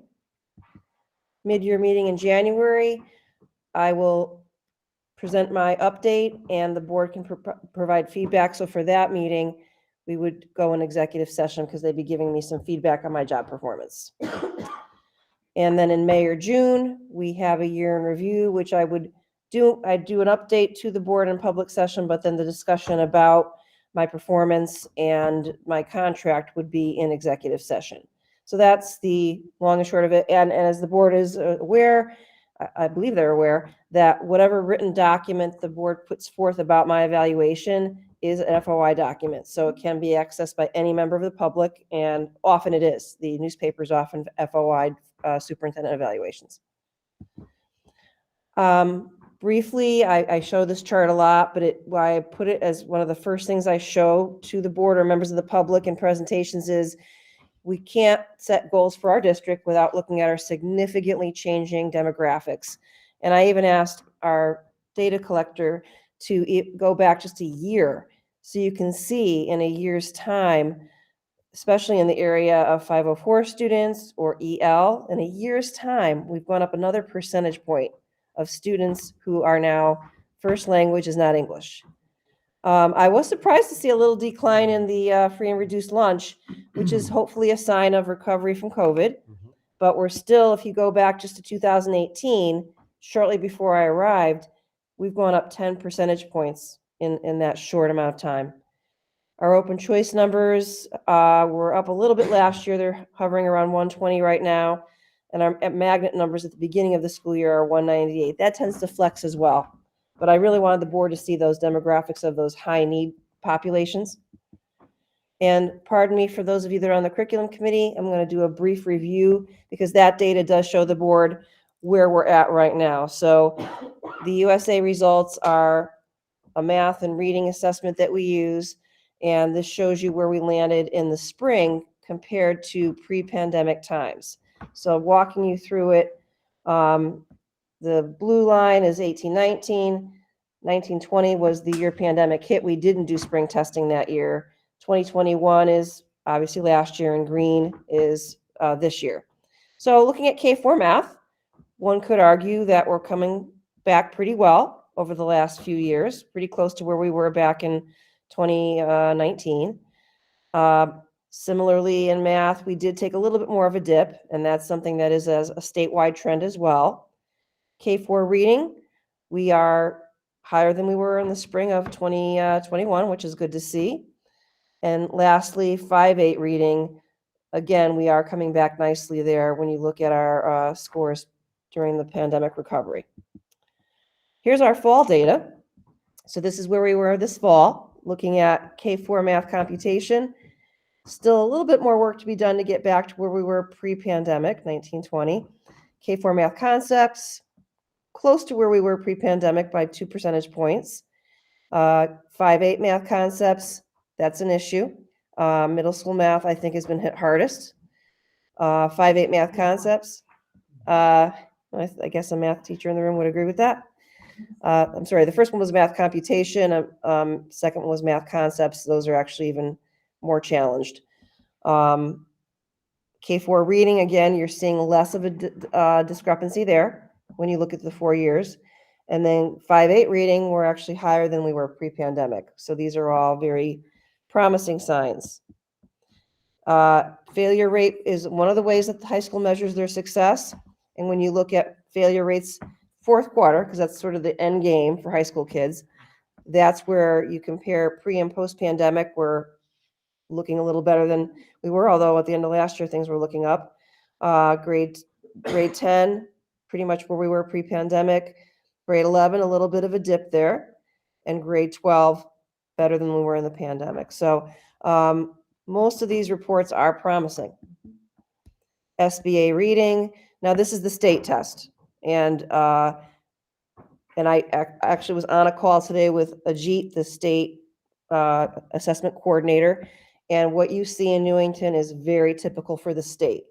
We are coming back in reading somewhat stronger than we were, but we're still not where we were at, but pretty close when you look at where we were back in 2016 to where we are in 2021.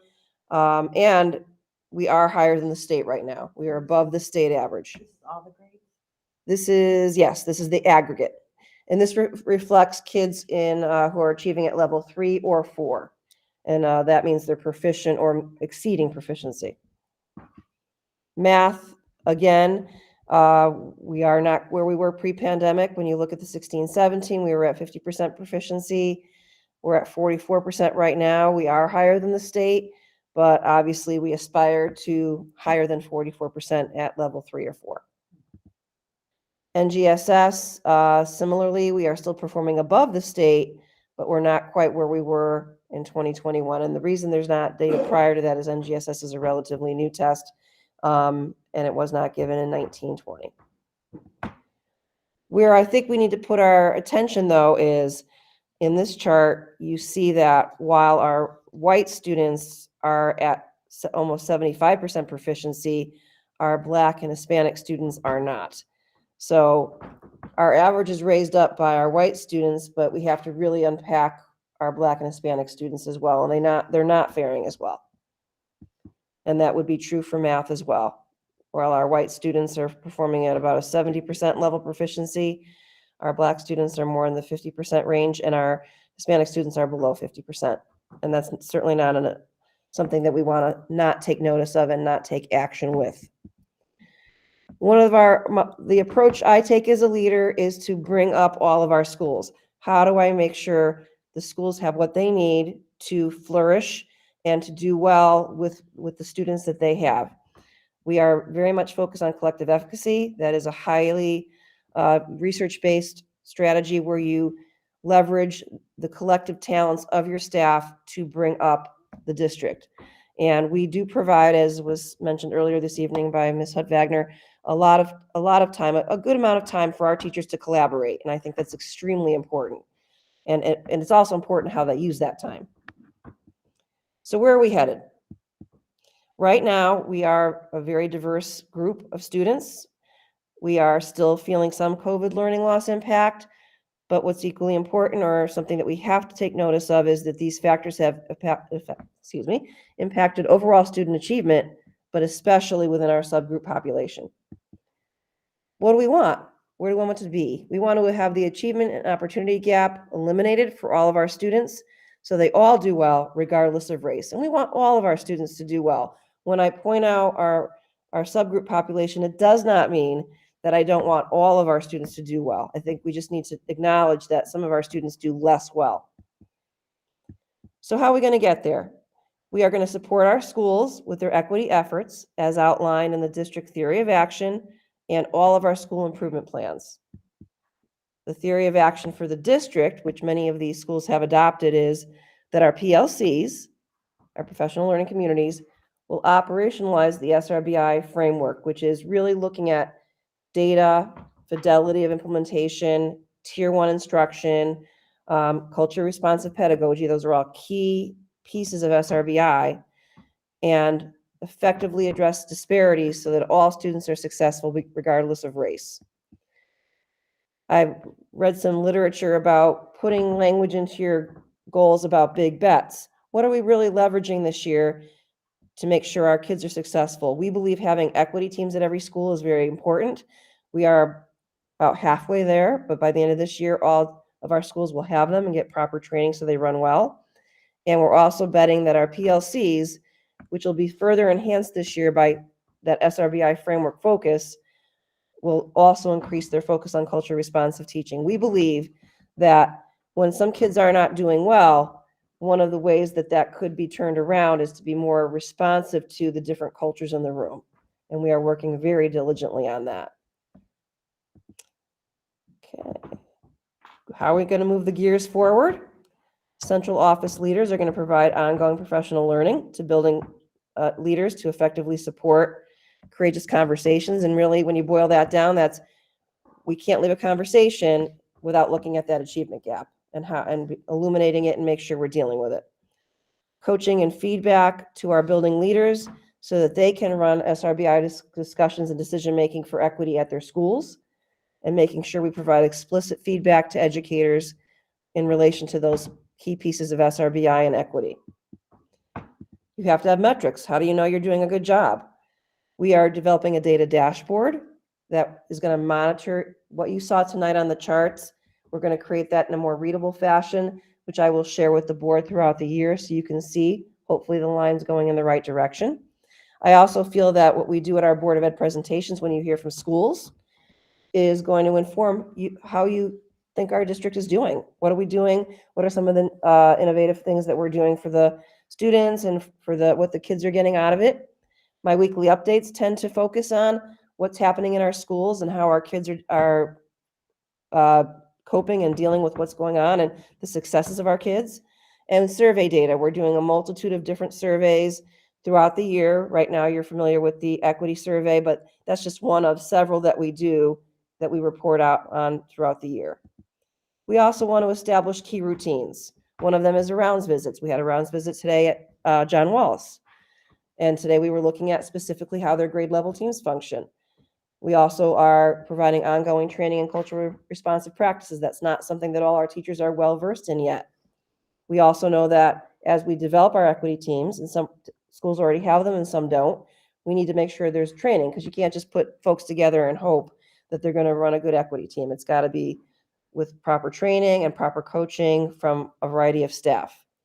And then one of our outcomes from rounds visits is we know that our schools are in different places. What the high school might need is different than what Wallace might need, is different than what Patterson might need. So we are looking at each school as an individual and tailoring our training to what they need. Those gears will go very smoothly as a result. I can't leave a presentation, I never will, without pointing out why we're here. I picked some pictures that you've already seen that are celebratory of our students. This is our last group of our outstanding students of the month. We had our first in-person celebration, and you'll note the diversity in that group. And these are kids that are achieving at high levels in our district, and they're doing well, and they represent what we want all of our kids to do. The picture at the top is our FBLA students. They're all excited about the trip they're taking where they're learning about things. And I love this picture, our Teacher of the Year. Look at the wonder and excitement in those kids' faces. We want all of our kids to look like these kids at the end of the day. They've achieved highly, they love school, and they've got a future ahead of them. Besides those areas of intense focus that were part of my diagrams earlier, I also want the board to know that we're still focusing on preschool expansion. I'm working with the special ed department to see the potential for a full day 4-year-old program next year. Mastery-based learning is still underway, and we're working on a grade 5 mastery-based report card. That's still ongoing. Every school has social emotional well-being programs. They look a little different at every school, but not a day goes by where that isn't a focus at each school. Security enhancements are extremely important to me and my team. And by the end of this school year, every school will have a secure vestibule. All right, maybe not Anna Reynolds, but it's coming. I wonder, yeah, I'm not sure where that phase is, but it's going to happen. And I've been in constant contact with Wallace. There's a lot of concern about those grades 6 through 8 wings. We've done a prototype that some board members have seen. I met with the faculty yesterday. They made some suggestions about tweaks. So we'll be updating the board on that very soon. But the Wallace teachers have definitely been heard, and parents, and actually parents of staff members have been heard about the concerns. We are building our community partnerships. The School, Family, and Community Council is just one example of that, but we are reaching to our community partners to work together through a variety of ways. One of the celebratory pieces was our June 14th celebration, but that's just one example. And of course, we are still dealing with the accelerated learning, which is our way of responding to COVID learning loss. And we're going to be opening up a leadership academy, which is our way of turning the focus around. We're not saying that students with remedial needs are going to a remedial program after school, but they're going to a leadership academy. And we're going to get at some skills with those children through promoting their own leadership. And we feel that's a nice positive way to help children who are having some academic struggles versus the traditional, you're going to a remedial program. So those are some of the pieces that are in the hopper. There's far more than this, but I wanted to make sure the board understood that besides the instructional core issues that I mentioned earlier, we are still dealing with and moving forward on these initiatives. And, you know, my mantra this year is, and for our whole district, is that we are committed to equity. It's difficult work. I participate in a leadership team out of Harvard, and every superintendent that I'm in the workshop with, it's tough work, and every day is a challenge. But when you look at your achievement and you see those gaps, you know you have to do some work in this regard. And it's not easy work, but we're committed to it. And I believe it's going to help us move forward because we are still above the state average, and I certainly want to keep us that way. Questions or next steps? All right, so Ms. Yop has a question.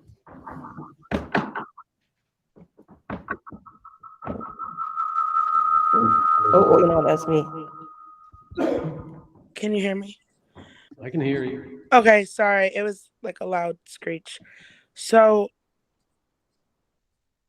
first question, the preschool program, is that something we're going to charge for? Something that's going to be free? Go ahead. We currently charge for it, and if we are developing a full day 4-year-old program, which I think will make us more competitive, that would be even a higher charge because they'd be there full day, full week. So yeah, we charge now, we would charge more for a more expensive program. Okay. And just so I can clarify, we're only going over the superintendent's goals. We haven't hit the board policies yet, correct? Just want to make sure it's not all combined. That is correct. It's the next item. Thank you.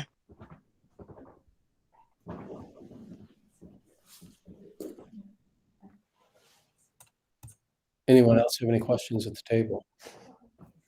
Ms. Weaver?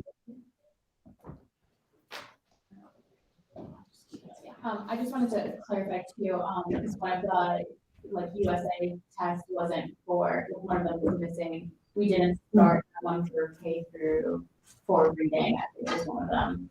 I think that was one of the slides. I just wanted to clarify that. We just have data there. I didn't want people to think we were missing data. It's just when the actual test began being administered, there was no data for 18-19. Because it was 1920, and that was due to the COVID. Correct. No, there's one where there's no 18-19 one. It's a blue bar. Yeah, that's an absent. I just don't want people to think we went over this in curriculum. It So I was just want to one make sure. for the SBA one. For the SBA. Okay. I just FBLA. yeah, not FBLA. But I just wanted to while you're looking at it, is just appreciate that. The state, yeah. It's pretty drastic to see that on kind of laid out in those numbers. So I appreciate that. And I think a lot of these things will take priority as we continue to go on budget season. So just wanted to say thank you. And I really appreciate you thinking thoughtfully about those goals as we try to close those. All right. So we're going to move on to our last one, which is the discussion on board policies. Oh, we set the glasses on again.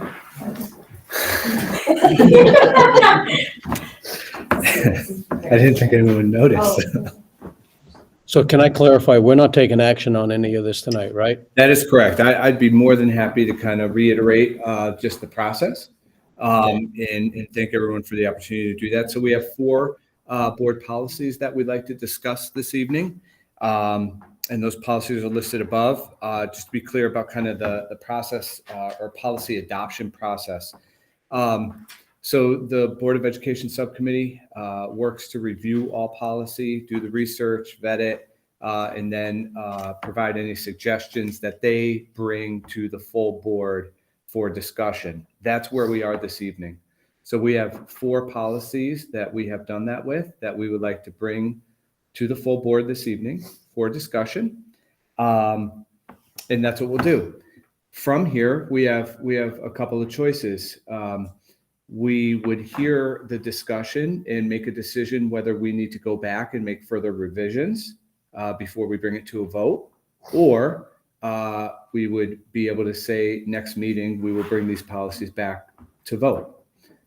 So there has to be 2 consecutive meetings, 1 on discussion, 1 to vote when it comes to our policy practices. Sound good? So this evening will be a discussion on the recommended revisions based on the work that we've done. So with that being said, the very first policy, if you turn in packet F8, is the library media materials selection policy 6161.1. And following a comprehensive review of this policy, there were some recommended changes that we're bringing to you this evening. You'll see in the middle, the very first change is item number 5. We struck through the term appropriateness. The conversation around that was that that term is somewhat vague and subjective. We realized that library media specialists come with a very specific training and level of expertise. So they would consider the following items in item number 5, and they will work toward that. Equally, we reviewed other policy, model policies that help supported the next set of language that I'm going to share with you, which is again removing the word appropriate in the paragraph prior to the last sentence. You'll see that there is a strike through of the word appropriate, and we're very clear and specific about what appropriate means. So we put that it meets the 5 criteria outlined above. So it's just drawing clarity to what the term appropriate means right there.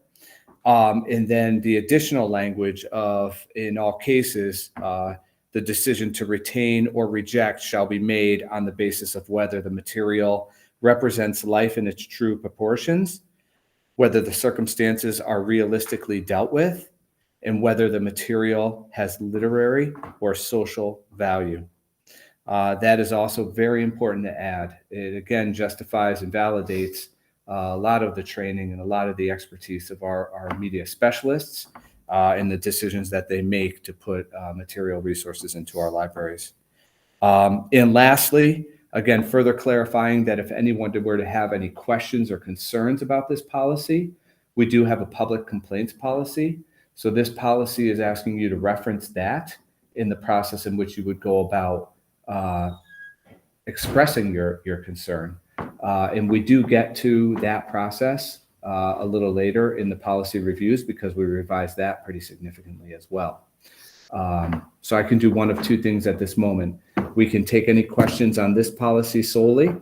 I can review the public complaints recommendations, and then we could take questions on both. And board chair, I will leave that up to you. All right, so we do have a hand raised online, so let's do that first. Excellent. Go ahead, Ms. Yap. So, in the previous curriculum meeting that we had, we were discussing, and I know Ms. Wagner was discussing this, is permission slips possibly. And I wasn't at the last curriculum meeting. I apologize. My son wasn't feeling well. But what is our view on permission slips? Because now I'm going to read this again. I see that it says, meet the 5 criteria of, age, interest, abilities, learning styles, social development, and maturity levels of students. Okay, I got it. But what about parental involvement? I'm a parent and I would want to be involved in what my child is reading. I know Ms. Wagner had, said something about permission slips. Although the library media specialist may think it's age appropriate, like one of the things that we discussed in the curriculum meeting in a prior meeting was just because a child can read it doesn't mean they can comprehend it. And that's huge to me. So has the policy committee took that into consideration? The fact that just because a child can, let's say, I'll make a Harry Potter, right? You can read it, but that doesn't mean you understand what's going on. So is there any way we could, maybe incorporate permission slips, parental involvement in this at all? Mr. Freese? Go ahead. Can you mute? I just don't want to. Okay. I can speak to this just being on both committees. So one of the things that we as committees have discussed at length with both Mr. Farisi, but also Wendy Krause, Kristen Freeman, many other administrators in this process, is this policy is applying to what will be in libraries. And what we've kind of discussed is that absolutely we want parent involvement, but what we also want to make sure is that these policies reflect that we can, I think Wendy used some awesome language that she's really been consulting other administrators as well on this, and state officials, and just really getting as much information as she can, because this isn't new that we get, that a parent may not want a certain material read by their child, but we don't want to preclude that another child reading that. So we didn't discuss permission slips, so to speak, because this policy pertains to what can be put in the library. It's not about what your child is actually reading. So that's based on administrative, well, it will go back to the public complaints one, right?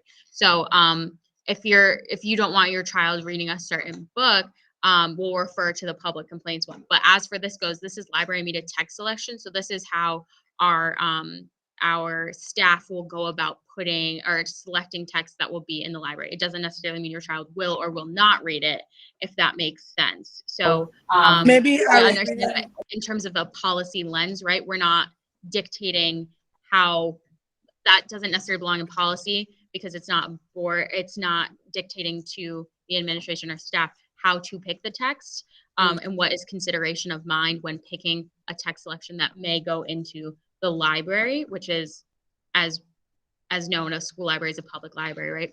So that's where the differentiation is. In terms of permission slips, that's within like internal staff, how we can do that. And we haven't discussed that because it's not necessarily what the lens of what we were viewing the policy with, because I don't necessarily think it belongs in the policy as much as it belongs in how we go about that. So I think that's still under consideration, and it doesn't mean we clearly want the parent involvement. So we can get to that too. I think Mr. Farisi can talk a little bit more on detail on like the public complaint side of things too, to have that resolved, if that makes sense. It does. I'm just reading the sentence and maybe I'm not understanding it, and maybe you can clarify. It says the professional staff shall evaluate available resources, assess curriculum needs, consider networking arrangements, and consult professionally prepared aids for selection.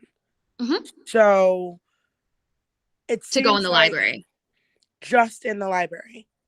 That's our library media text. So what about the libraries in the classrooms? I know that they can pick books and there are actual libraries in the classrooms as well.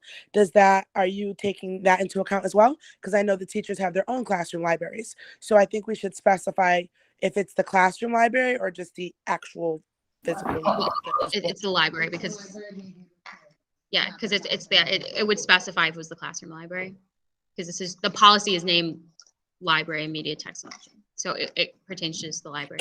Is there any way we can add something where they're talking about the actual library and not the classroom library? Because me reading this, let's say, just me, library media material selection, well, there is an actual library in each classroom. Are you saying you want us to add Yeah, language I that think says they should it's not a classroom specify library? that it's not including the classroom libraries, which teachers are able to pick books from the scholastics, thing, and just add those in the classroom. I think there should be some clarification in that. When you say library, if I have a classroom library versus an actual library, that's a lot different. And from what we've seen, some of the examples of the books that we've been emailed about were things that were in classroom library and not the actual library. And I think parents are getting confused about that. That just because, okay, I saw this book, hey, that's not in our actual library. That's in a classroom library. And that wasn't necessarily picked by the library media specialist. I just think that little detail will make a difference, especially in the future, just in case, there are other books that were just put in the classroom in their libraries that necessarily aren't in our school or weren't approved by our library media specialist. You guys are muted. I can't hear anything. I mean, can I propose, it says library media with a slash. So library media without the slash would mean the library media center. So maybe library media center material selection. Yeah, I like that. I'm just I saying say not classroom libraries because that sounds like to me like wordy. Yeah, no, But yeah, we however just you want to word it, without but the it's fine. slash I just wanted and to wrote make library media center material selection. Yes, yeah, I agree with that. Sorry, I Would didn't that word be it more correctly. clear, Ms. Yap? Yes, I think that sounds good. You want me to mark it? You mark it. Okay. Okay.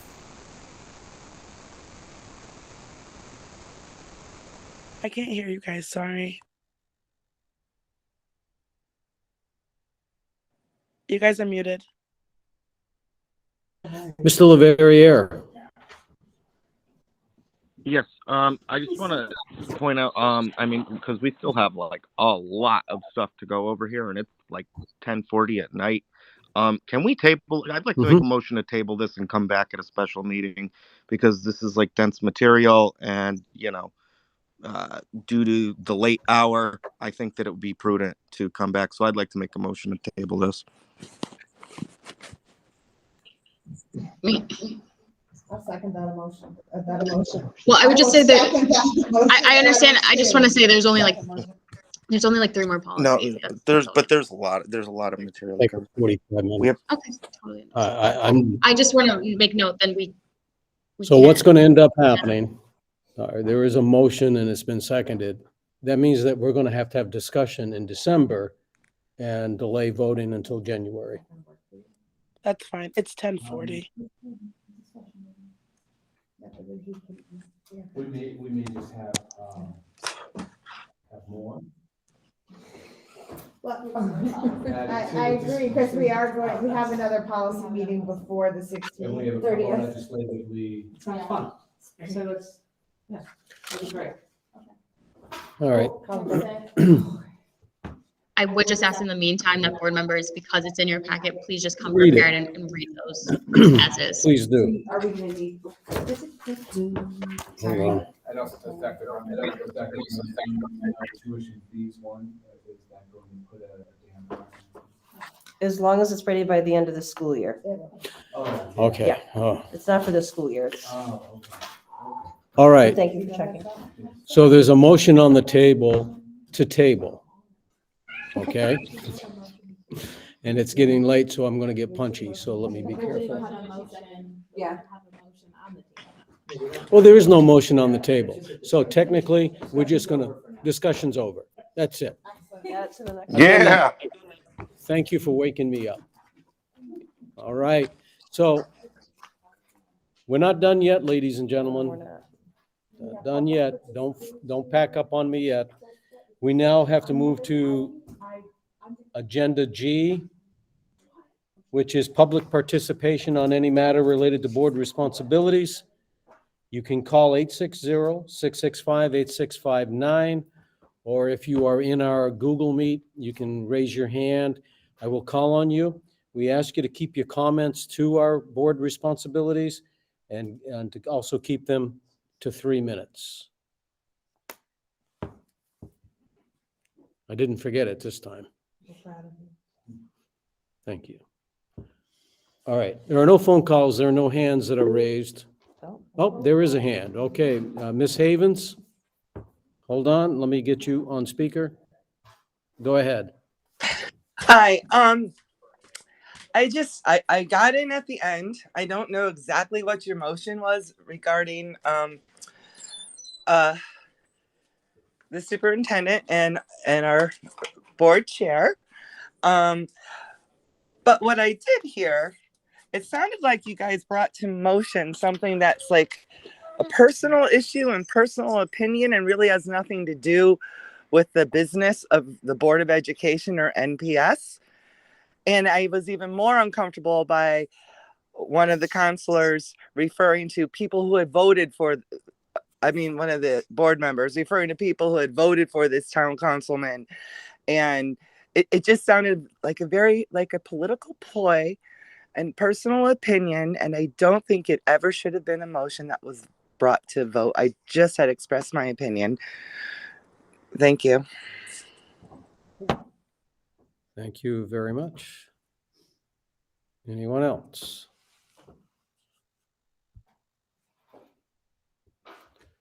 Are there any board members? I have to offer you the opportunity for further remarks. Your remark is it's time to go home. Richard, go ahead. Real quick, I just want to make sure that Sophie saw the chat with Anastasia's vote on the Mr. Branda's motion. Abstaining. Was it an abstain? Yes, and I will make sure so. Okay. Yeah, I just wanted to make sure that made it into the minutes. It'll be there. All right, thanks. All right. Adjourn? Second. All in favor, get up, get out of here. Good Thanks, night. everybody. Thank you.